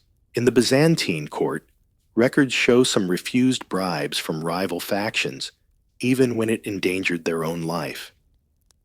In Japan's Heian period, a few eunuch equivalents composed lullabies still sung today, strange melancholy verses about seasoned sleep and the weight of crowns. Quirky detail. One eunuch in the Song dynasty was so beloved by the imperial children that they created a secret Eunuch Day celebration for him each spring. It included paper lanterns shaped like peaches, his favorite fruit, and a small parade of toy dragons. In the nursery, power was whispered, not declared.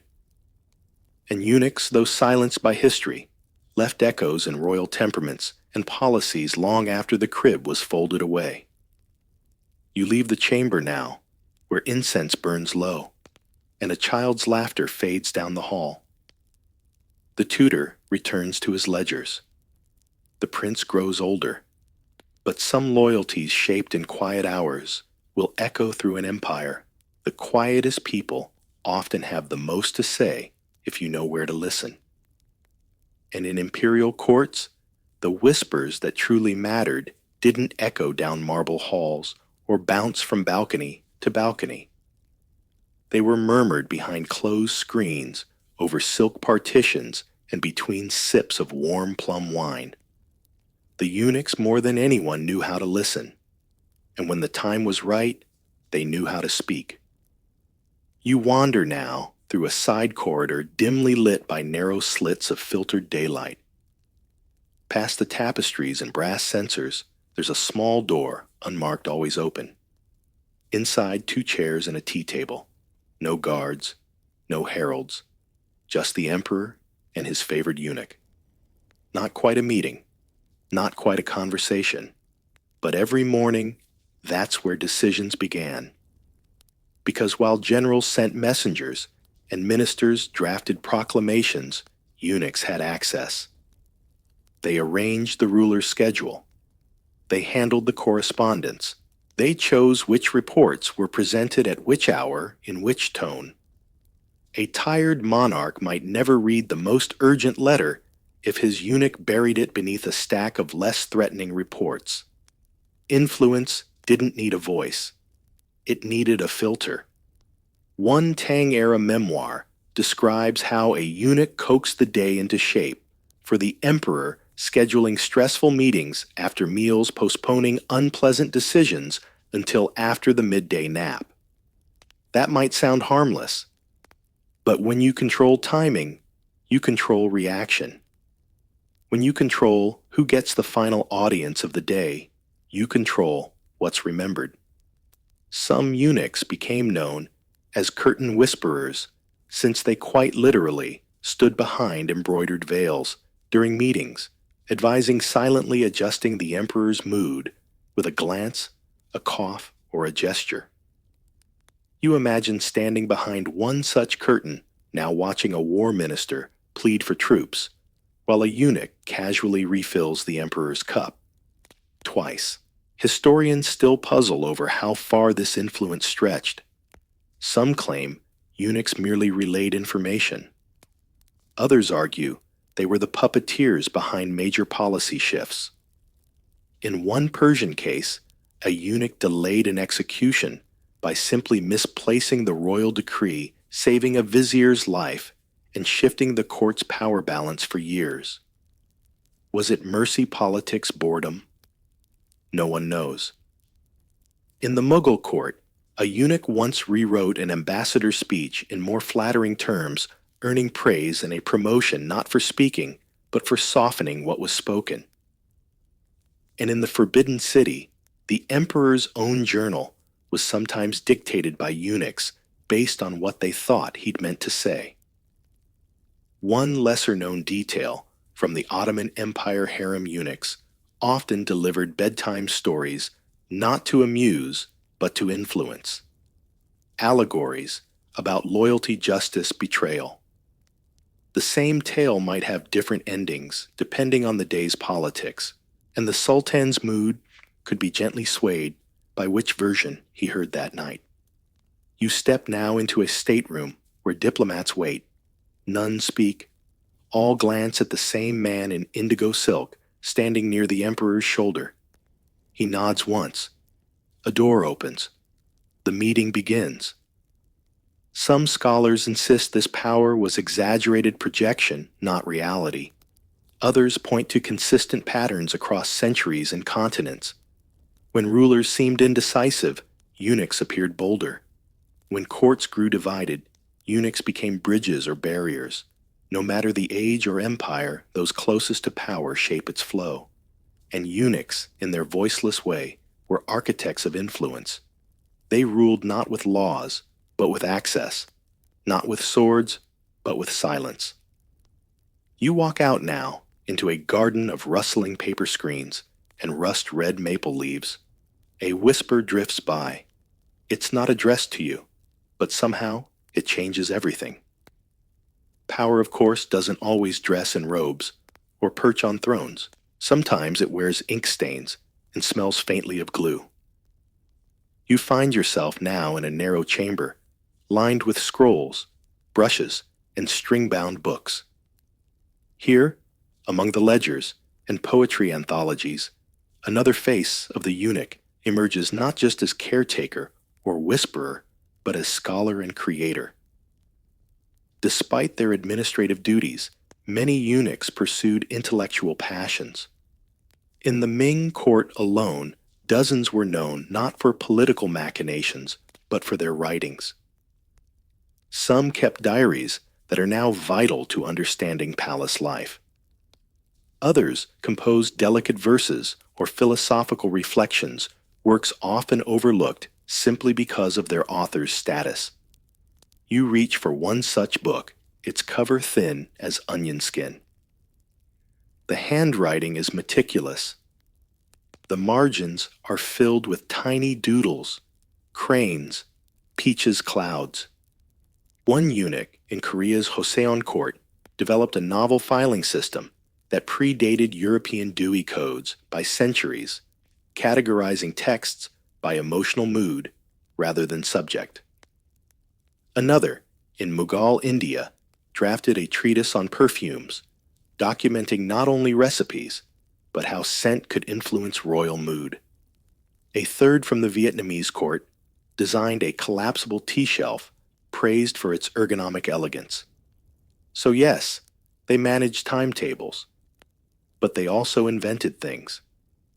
In quieter hours, some turned to calligraphy, practicing characters until their brushwork rivaled that of trained monks. One poem from a Ming-era eunuch compares political exile to being a shadow caught in ink blurred but still a line. Some scholars believe this line might reference a real punishment, others think it's just metaphor. The debate fittingly continues. You now enter a music room. A zither hums in the corner unattended. Some eunuchs trained in instruments not just for entertainment, but diplomacy. A well-placed melody could ease tension during tense negotiations. One Ottoman eunuch was famed for his ability to improvise lullabies based on the day's events. The Sultan reportedly said he learned more from those songs then from half his council meetings. Still, not all creative efforts were praised. In Byzantium, a eunuch's controversial treatise on astrology was burned after he predicted the emperor's death too accurately. In another case, a eunuch playwright staged a comedy mocking court etiquette and was politely banished to a rural estate stocked with scrolls and an honorific title, Scribe of the Sighing Duck. Historians remain intrigued. Were these pursuits encouraged by rulers who valued loyalty and literacy, or tolerated because they posed no dynastic threat? Surviving documents show conflicting patterns. Some eunuchs were celebrated, others sidelined. Some rewarded with gold, others with quiet dismissal. Yet the sheer breadth of subjects they explored, from perfumes to poetry to pulley systems, suggests that curiosity at least was a constant. In a world that often reduced them to a role, they found ways to expand it, to write, paint, carve, and compose beyond the edges of their titles. Quirky detail in one forgotten scroll, a eunuch mapped out the migration patterns of palace cats. He theorized that feline behavior could predict upcoming political shifts. The document, though scientifically questionable, was beautifully illustrated with ink sketches of yawning cats beside toppling teacups.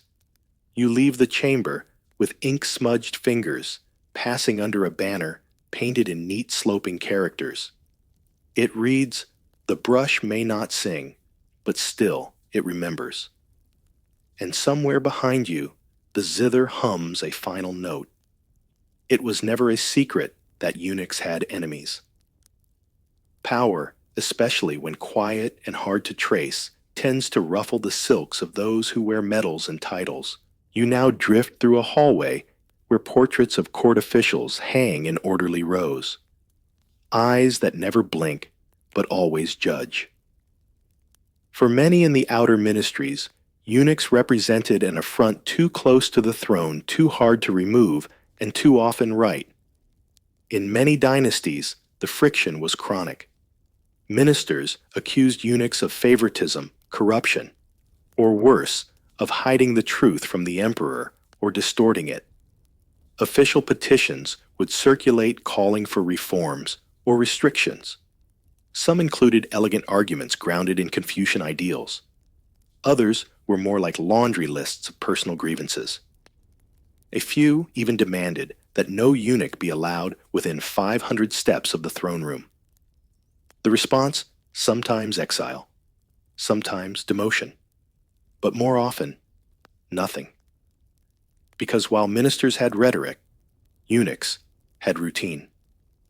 They didn't shout their case, they delivered it on schedule, folded into the emperor's tea service, or woven into a bedtime story.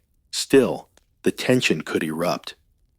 In China's Tang dynasty, one infamous purge saw dozens of eunuchs executed after a failed plot was pinned on them, despite conflicting accounts. In Byzantium, power struggles between eunuch officials and military aristocrats led to repeated policy shifts. And in Korea, the appointment of a eunuch to oversee royal rituals sparked such outrage that a senior minister resigned in protest. The eunuch remained. Some eunuchs weathered these storms with silk-gloved grace. Others sharpened their bureaucratic claws. In one Persian court, a eunuch managed to return from exile, not only reinstated, but with more authority than before. He'd spent the years gathering favors, secrets, and alliances. When asked how he'd done it, he reportedly answered, "I waited until my enemies had promoted themselves to irrelevance." Historians still debate whether these resurgences were due to personal talent or systemic loopholes. Were eunuchs uniquely skilled at survival, or did their marginal status ironically protect them? Being both indispensable and unofficial gave them a strange kind of durability. And then there were the scapegoating campaigns. When dynasties faltered, eunuchs were easy targets. They couldn't retaliate with armies or family factions. They didn't have heirs to avenge them. So if harvests failed or rebellion stirred, whispering the eunuchs, did it often worked wonders for public morale. Quirky case in 17th century China, a popular pamphlet depicted a fictional eunuch hoarding golden chopsticks and sabotaging the weather. Yes, the weather. The story spread fast enough to spark real riots.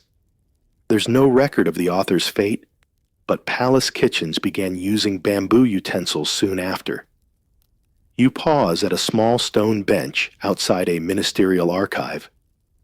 Scratched faintly into the wall is a line of calligraphy aged nearly worn away. The loudest voice is not always nearest the ear. Was it left by a eunuch, a sympathizer, or just an overworked archivist with a flair for drama no one knows? There is no consensus in the scholarship.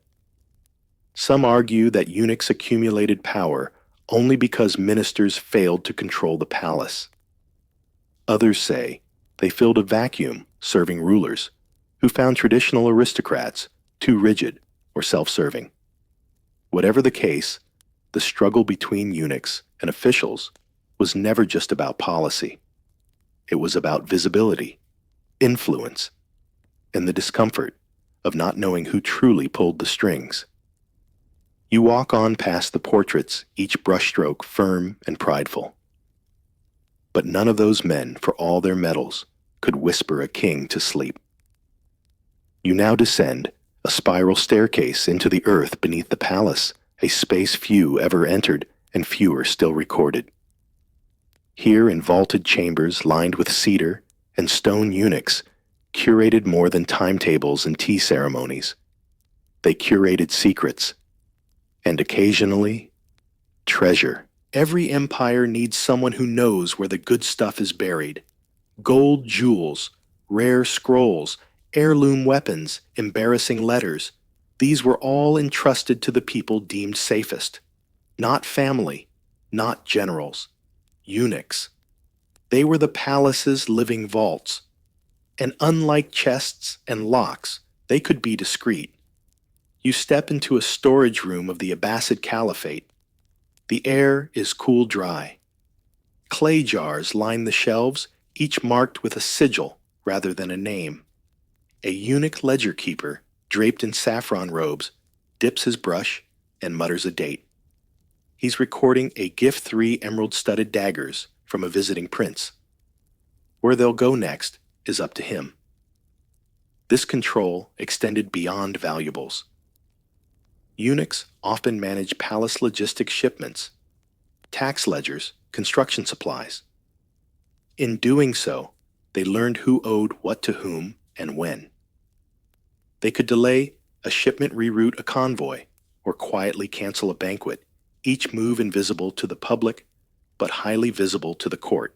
In Ming China, one eunuch oversaw a secret warehouse so vast it required boats to traverse. It stored rare woods, antique armor, and crates of tribute from Southeast Asia. One quirky note in his journal lists 6 crates of coral, 2 live tapirs, and a mirror said to show your enemy's soul. Historians suspect the mirror was just decorative, but still, the record remains. Temples were part of the equation too.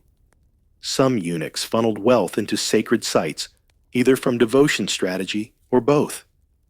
One Ottoman eunuch funded the renovation of a mosque using court leftovers, embroidered silk, perfumed oils, even discarded golden buttons. Worship, it seemed, could also be recycled. But not all treasures were shared. Some eunuchs became infamous for hoarding. Cabinets were discovered after their deaths filled with exotic spices, miniature paintings, and coins from fallen empires. In one Japanese court, rumors swirled about a eunuch who slept atop a hidden room, its floor entirely gold.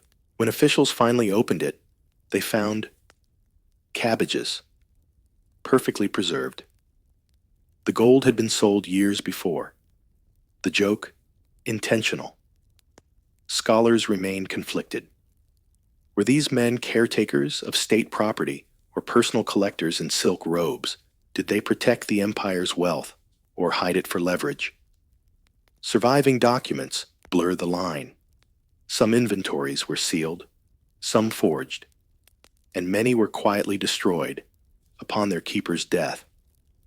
There's one account from the Safavid empire of a eunuch who blackmailed a noble with an intercepted love letter, only to use the ransom, not for power, but to build a hospital. Was that altruism, a bid for sainthood, or just excellent PR? As always, interpretation depends on who's telling the story. You pause now, beside a chest bound in red rope. It holds not gold, but paper, private journals, unsent letters, receipts from decades past, to some junk, to others irreplaceable maps of a forgotten life. Even treasure, it seems, can whisper. You ascend now from the vault's candlelight flickering behind you. Above the palace returns to noise and bustle. But deep down, under tiles and tales, the eunuchs have already sorted tomorrow's mysteries. Some corridors connected the throne to the temple. Others led to darker corners, courts of law rooms of judgment, and hidden alcoves where decisions were whispered rather than shouted. And yes, eunuchs often walked those corridors too. As spies, as judges, as arbiters, suspended between power and punishment. You enter a side chamber now modest, yet severe. Paper walls absorb every sound. At its center, a low bench, a writing table, and a single chair. A eunuch sits in quiet poise, brush poised over parchment. He isn't recording taxes or poetry. He's writing a verdict. In several dynasties, eunuchs served not only as administrators, but as magistrates. Their supposed neutrality made them ideal for disputes involving nobles, concubines, and other delicate figures. Unlike clan-based officials, they had no inheritance to defend no family, to avenge no tribe to protect. Or so the logic went. In Ming era, China entire departments were formed under eunuch leadership to investigate corruption, sometimes even among the emperor's own brothers. Ottoman eunuchs occasionally served as arbiters in harem conflicts, resolving disputes between concubine servants and tutors. Their rulings carried weight not just because of their titles, but because of their closeness to the center of power. When a eunuch spoke, it was often assumed he spoke with the ruler's approval. This raised a recurring historical debate: were they truly impartial, or merely mouthpieces for unseen agendas? Scholars still disagree. Some point to cases of astonishing fairness, a eunuch who fined a duke and a fishmonger equally for price gouging. Others highlight verdicts so conveniently political that they may as well have come from the emperor's pen. One Persian eunuch judge became known for issuing rulings in rhymed couplets, delivering sentences with poetic flair. Another, in Korea's Joseon court, carried a pet sparrow to trials and claimed it chirped whenever someone lied. The sparrow, notably, was never wrong, at least according to court records. You now pass into a quieter space where whispers meant more than proclamations. In some courts, eunuchs acted as informants stationed in foreign embassies, cloisters even among street performers. Their androgynous status allowed them to slip past suspicion. A dancing servant, a quiet librarian, a cook who never spoke, all potentially ears of the empire. One 18th century court document in Vietnam mentions soft-faced watchers assigned to religious enclaves to report dissent. Another from Safavid Iran describes a eunuch catching a treasonous plot by noticing the wrong ink color on a forged letter. That detail, while tiny, unraveled half a rebellion. Their roles weren't limited to punishment. Sometimes they intervened to prevent it. In Mughal India, a eunuch judge halted the stoning of a servant by citing an obscure court precedent saving a life and earning a discreet nod from the emperor. Quirky footnote, he later wrote a fable where a turtle debates a sword over who holds real justice. The turtle wins naturally. Still, their power came with risk. Misjudged rulings or suspected favoritism could lead to sudden demotion or worse. One eunuch in the Byzantine court was exiled for refusing to convict a favored courtier. His defense, the law serves truth, not comfort.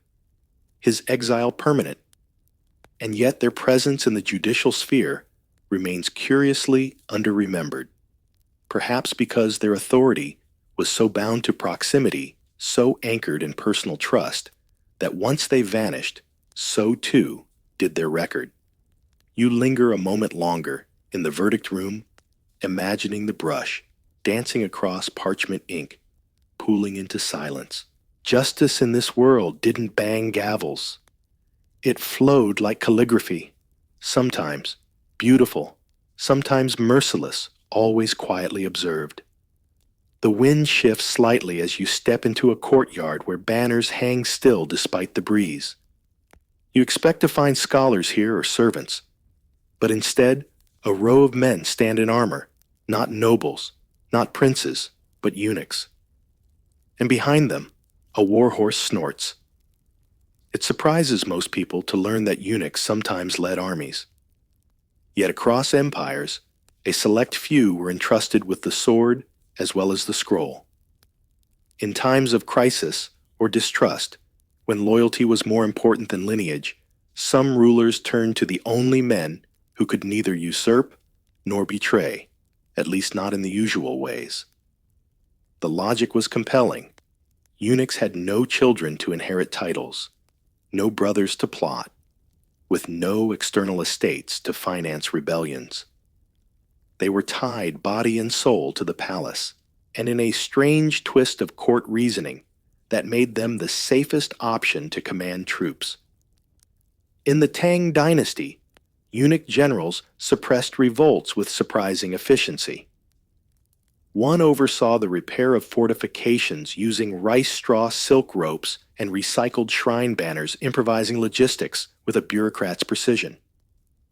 In Byzantium, the famed eunuch Narcissus not only led armies, but scored decisive victories, most famously defeating the Goths at the Battle of Taganai in 552 CE. His troops respected him not just for his tactics, but for his uncanny ability to know when someone was lying.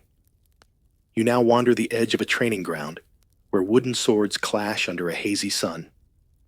A eunuch stands nearby, arms folded, offering no shouts, only gestures. His leadership is wordless, calculated. That alone unnerves the recruits more than any drill sergeant. Still, there were limits.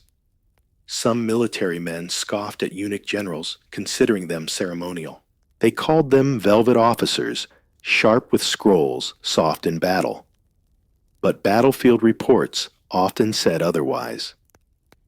One account from the Ottoman borderlands describes a eunuch leading a night raid dressed as a peasant, using his small stature to sneak past enemy lines.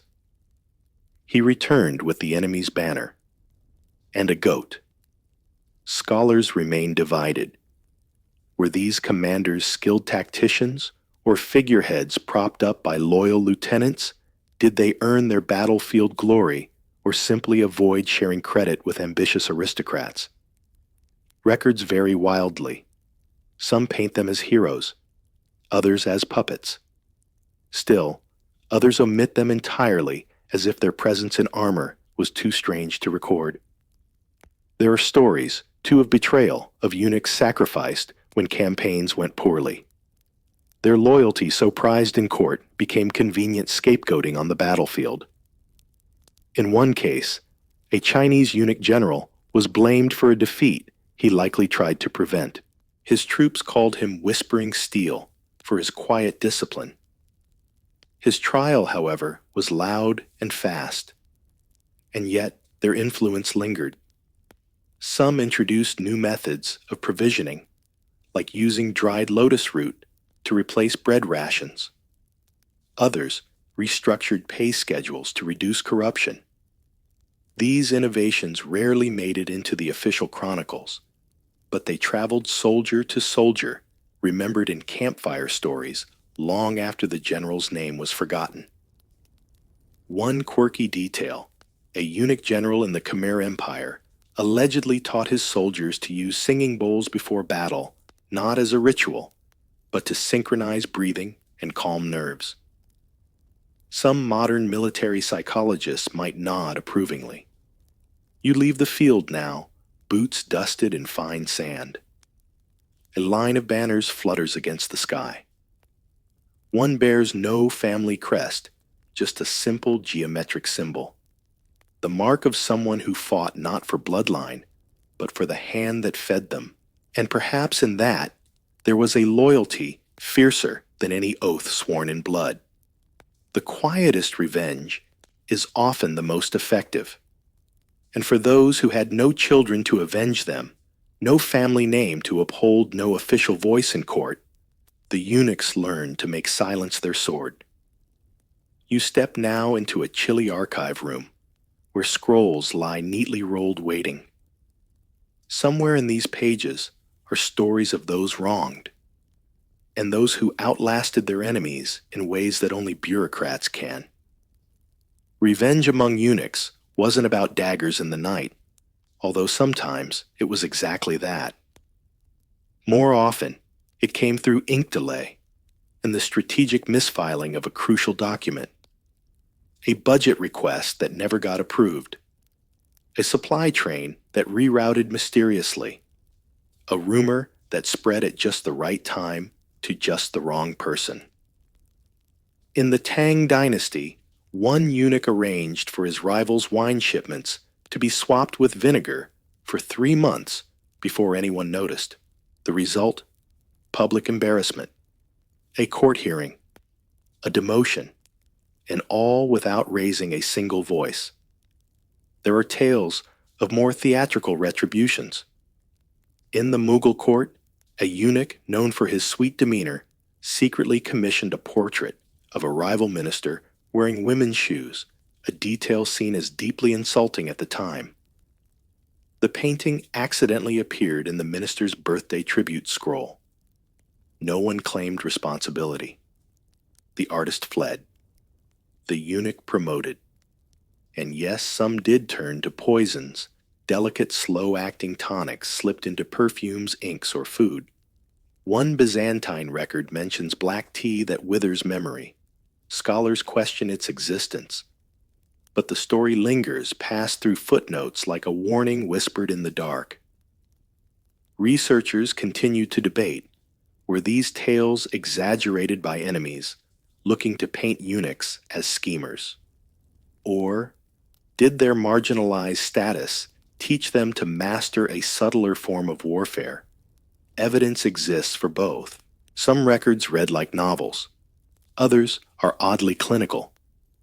But the recurrence across cultures, China, Persia, the Ottomans, the Mughals, suggests a shared toolkit of quiet retaliation. You linger now in a dusty corner where a single candle flickers beside a wax-sealed envelope. Inside is a letter never sent, penned in perfect calligraphy. It outlines a list of concerns about a high-ranking minister, none proven, but all plausible. It was never delivered. Why? Perhaps its mere existence was enough.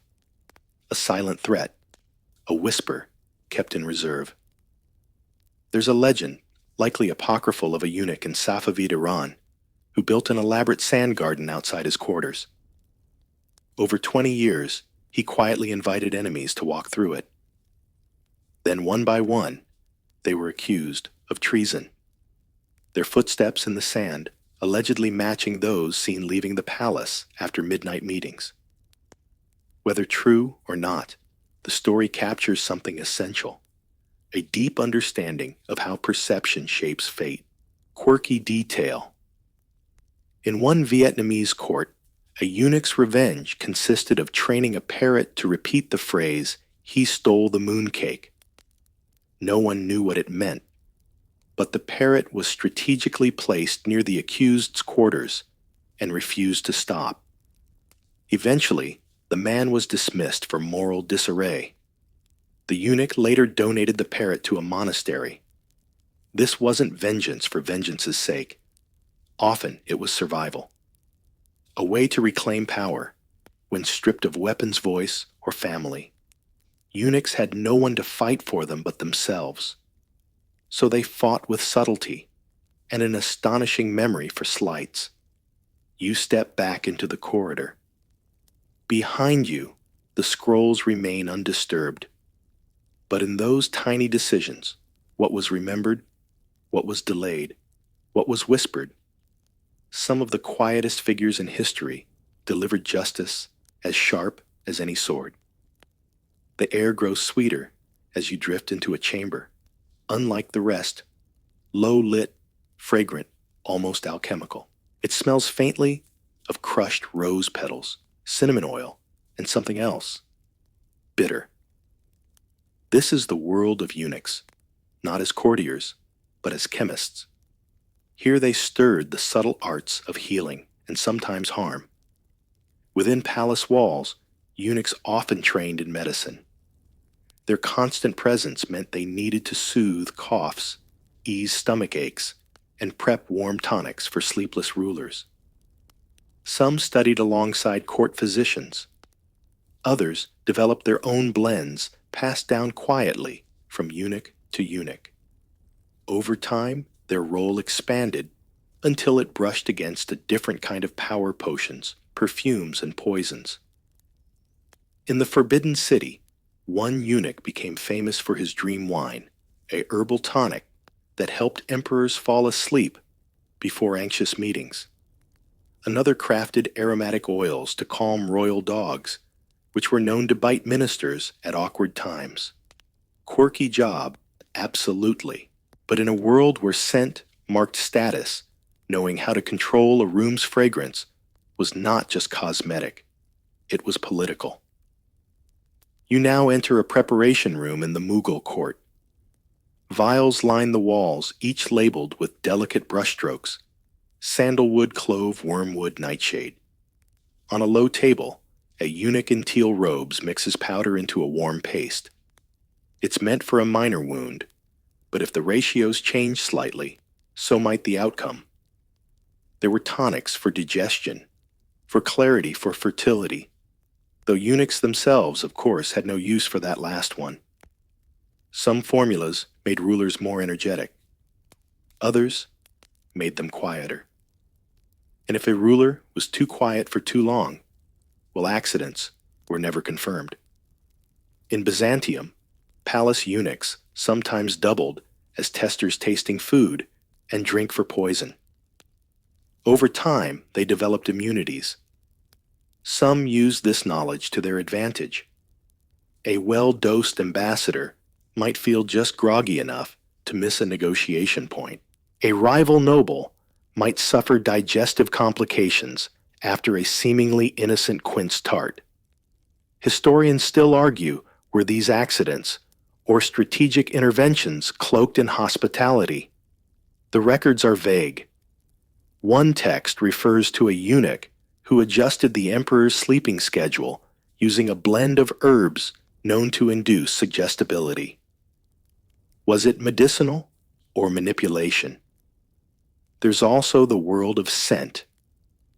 Eunuchs often curated the olfactory environment of the palace, managing incense bath oils, even the flowers used in public chambers.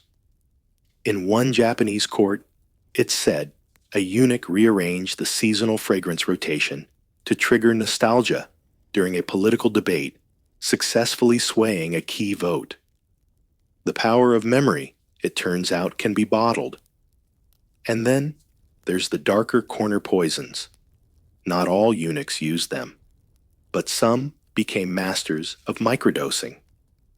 A tale from Safavid Persia tells of a eunuch who carried a hollow ring filled with powdered belladonna. He allegedly used it once on himself to avoid torture. Whether true or apocryphal, the story speaks volumes. Quirky detail. In one Vietnamese court, a eunuch perfumer created a signature scent using crushed amber lotus and trace amounts of mint. The scent became so beloved that it was woven into the emperor's banners. After the eunuch's death, no one could replicate it. The recipe burned. His final act of authorship. You leave the chamber, your head swimming slightly from all the aromas. Somewhere behind you, a fire simmers beneath a copper kettle. Perhaps it holds tea. Perhaps it holds something else. Either way, the man stirring it will never tell. And that, of course, is the point. As power waned and dynasties faded, even the most feared or revered eunuchs met the same quiet fate, death. But how they were remembered or forgotten varied wildly. You now walk between moss-covered stone markers, their inscriptions half faded, their stories almost lost. Some eunuchs vanished without so much as a name carved into marble. Others were laid to rest with honors that rivaled royalty. The way an empire buries its eunuchs reveals more than official edicts ever could. In some periods, eunuchs were denied tombs within the royal precincts. In others, they were interred beside nobles, even emperors. It all depended on favor, fortune, and the politics of memory. You pass a mausoleum in Ottoman Istanbul, simple but elegant. The calligraphy praises a man named Mehmed Aga, former chief eunuch of the harem. Inside rugs a golden incense burner, a scroll detailing donations he made to local schools and mosques. His posthumous title, Guardian of Virtue and Shadow. Not bad for someone whose job was once door watcher. Elsewhere, the story differs. Many eunuchs were buried in mass graves, especially during regime changes or palace purges. Others disappeared entirely, their resting places unknown, either erased by new rulers or simply never recorded. And still, some left clues. In Ming China, archaeologists discovered tombs once assumed to belong to minor princes. But the skeletal remains, lacking certain features, suggested otherwise. These richly decorated sites were, it seems, the final homes of imperial eunuchs. One such tomb featured murals of court scenes, calligraphy praising service without desire, and oddly a fresco of ducks wearing small hats. Historians remain baffled. Scholars debate were such burials acts of state gratitude or political theater. Did rulers honor eunuchs out of respect, guilt, or to craft a certain image of benevolence? The motivations remain murky. Some inscriptions praise loyalty. Others warn against excessive influence. It's not always clear if the tone is mourning or relief. And then there were the temples. In several cultures, eunuchs donated vast fortunes to religious institutions, sometimes to secure salvation, sometimes to leave a mark. In Korea, a temple bell still bears the name of a eunuch who funded its casting, a man whose personal life remains a mystery, but whose name rings out daily across the valley. You stop at a grave in Persia, its stone carved with a single poem. He had no sons, but many shadows. He had no sword, but many victories. He had no name, but he is remembered. It's unsigned. It might not even belong to a eunuch. But something about it feels right. One quirky tale from Vietnam tells of a eunuch whose dying wish was to be buried beneath a pomegranate tree because the fruit remembers sweetness after bitterness. Today, that tree still bears oddly shaped fruit, some say resembling tiny helmets. Science disagrees. Local legend doesn't. Modern excavations continue to unearth surprises. In 2015, a sarcophagus in Istanbul revealed gold thread slippers and a locket containing a miniature portrait, possibly of a ruler. The coffin's occupant, a eunuch chamberlain, once dismissed as minor staff. It seems someone remembered differently.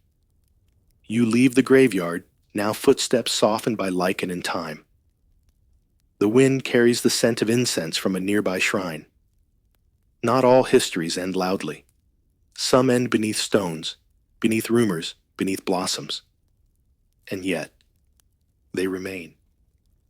If the palace was a theater of power, then eunuchs were its scribes, penning the quiet backstage notes that history rarely applauds.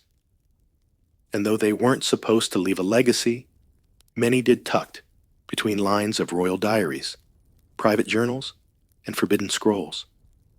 Now, you enter a dusty archive, where the air hums with the silence of ink long dried. Some eunuchs kept meticulous records, not of state affairs, but of life behind the curtains. Who dined with whom? What was served? Who cried after an audience? What the empress said when no one else was listening. These weren't official chronicles. They were ghost documents, written in margins hidden in trunks, or passed along like family heirlooms with no heirs to inherit them. In China's Forbidden City, one eunuch kept a nightly journal for 40 years. It listed everything from eclipse omens to which dog the emperor petted most. Today, it's used by scholars to map the layout of rooms long since destroyed. Another eunuch in the Abbasid court wrote a diary entirely in metaphor, referring to courtiers as flowers' spices or types of wind. A boring entry might read, "The cumin wind met the spoiled rose near the fountain." That could mean anything, or everything. Some of these texts are filled with gossip, some with deep reflection. One note scribbled in the margin of a ledger reads, "He lies well for a man with trembling hands." No date, no name. But someone knew what it meant, and yet historians remain cautious. Not all these writings are reliable. Some contradict each other. Others are clearly embellished. Scholars continue to debate which passages were meant as truth, which as fiction, and which as personal therapy disguised as documentation. One theory even suggests that a few eunuch diaries were actually penned by frustrated clerks using eunuchs as narrative masks. Still, the patterns persist. In court after court stories surface of eunuchs writing late into the night preserving details others deemed unworthy of parchment. And ironically, their outsider status may have made them the best observers. They saw everything but were rarely asked to participate. So they wrote. One Byzantine eunuch documented palace gossip by coding it into musical notation, each scandal tied to a specific scale. Played back today, the melodies sound discordant, confused. Historians believe this was deliberate, quirky detail. In Mughal India, a eunuch kept a miniature illustrated diary using a squirrel hairbrush and crushed gemstone pigments. Each entry was the size of a postage stamp. Subjects included a broken cup, a misplaced turban, and a pigeon who refused to leave a statue's head. The diary was rediscovered centuries later, inside a tea tin. And while many of these writings were never meant for public eyes, they now provide invaluable glimpses into court life. The tantrums of rulers, the scheduling quirks of concubines, the midnight rearrangements of furniture because someone disliked how a lamp's shadow fell.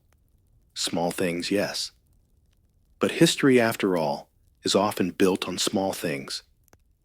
Some eunuch writings ended with odd phrases, "If this is ever read, I was here."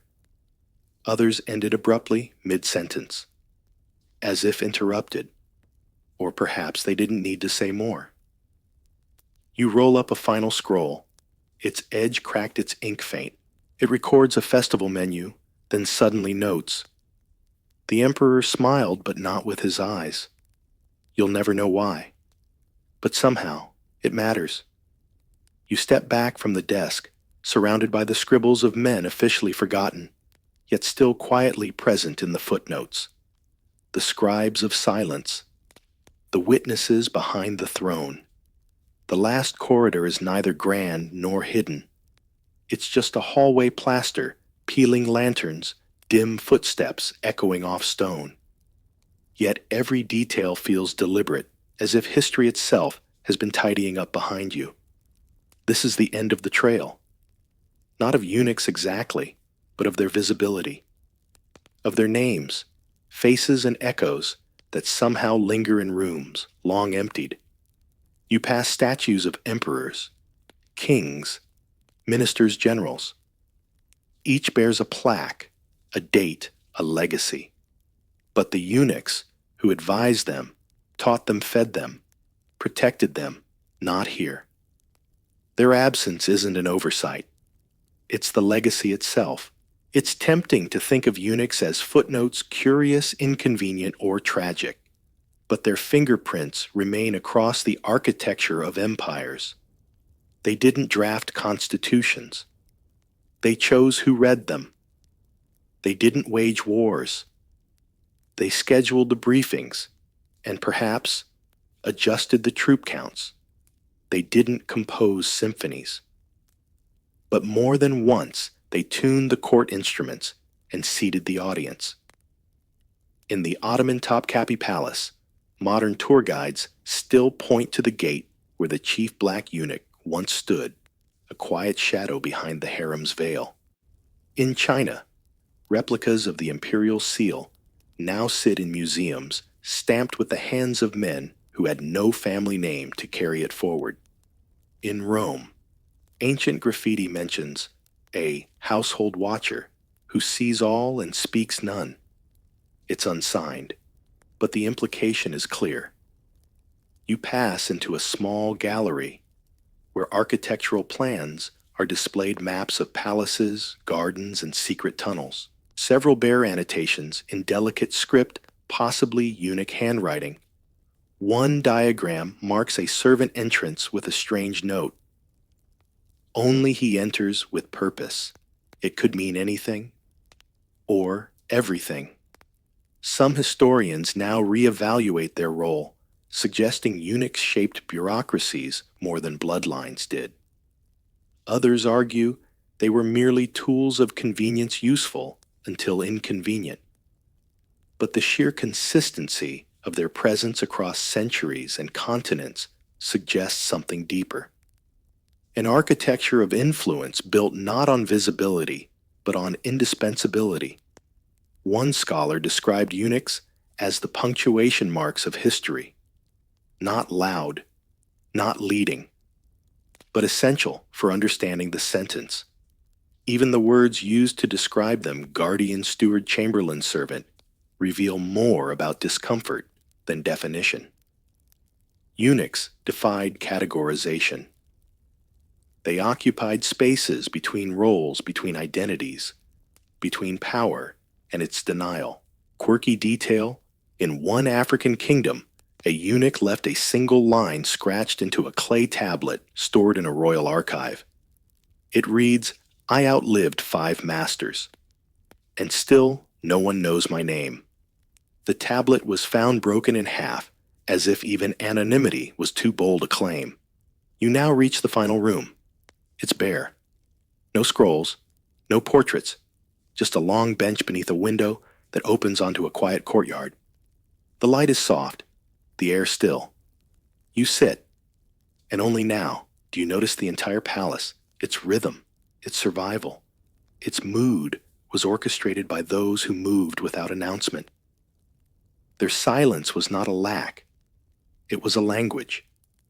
And if you followed closely, you've heard it by now. In the flick of a fan, the ink of a journal, the adjustment of a collar before a prince entered the room.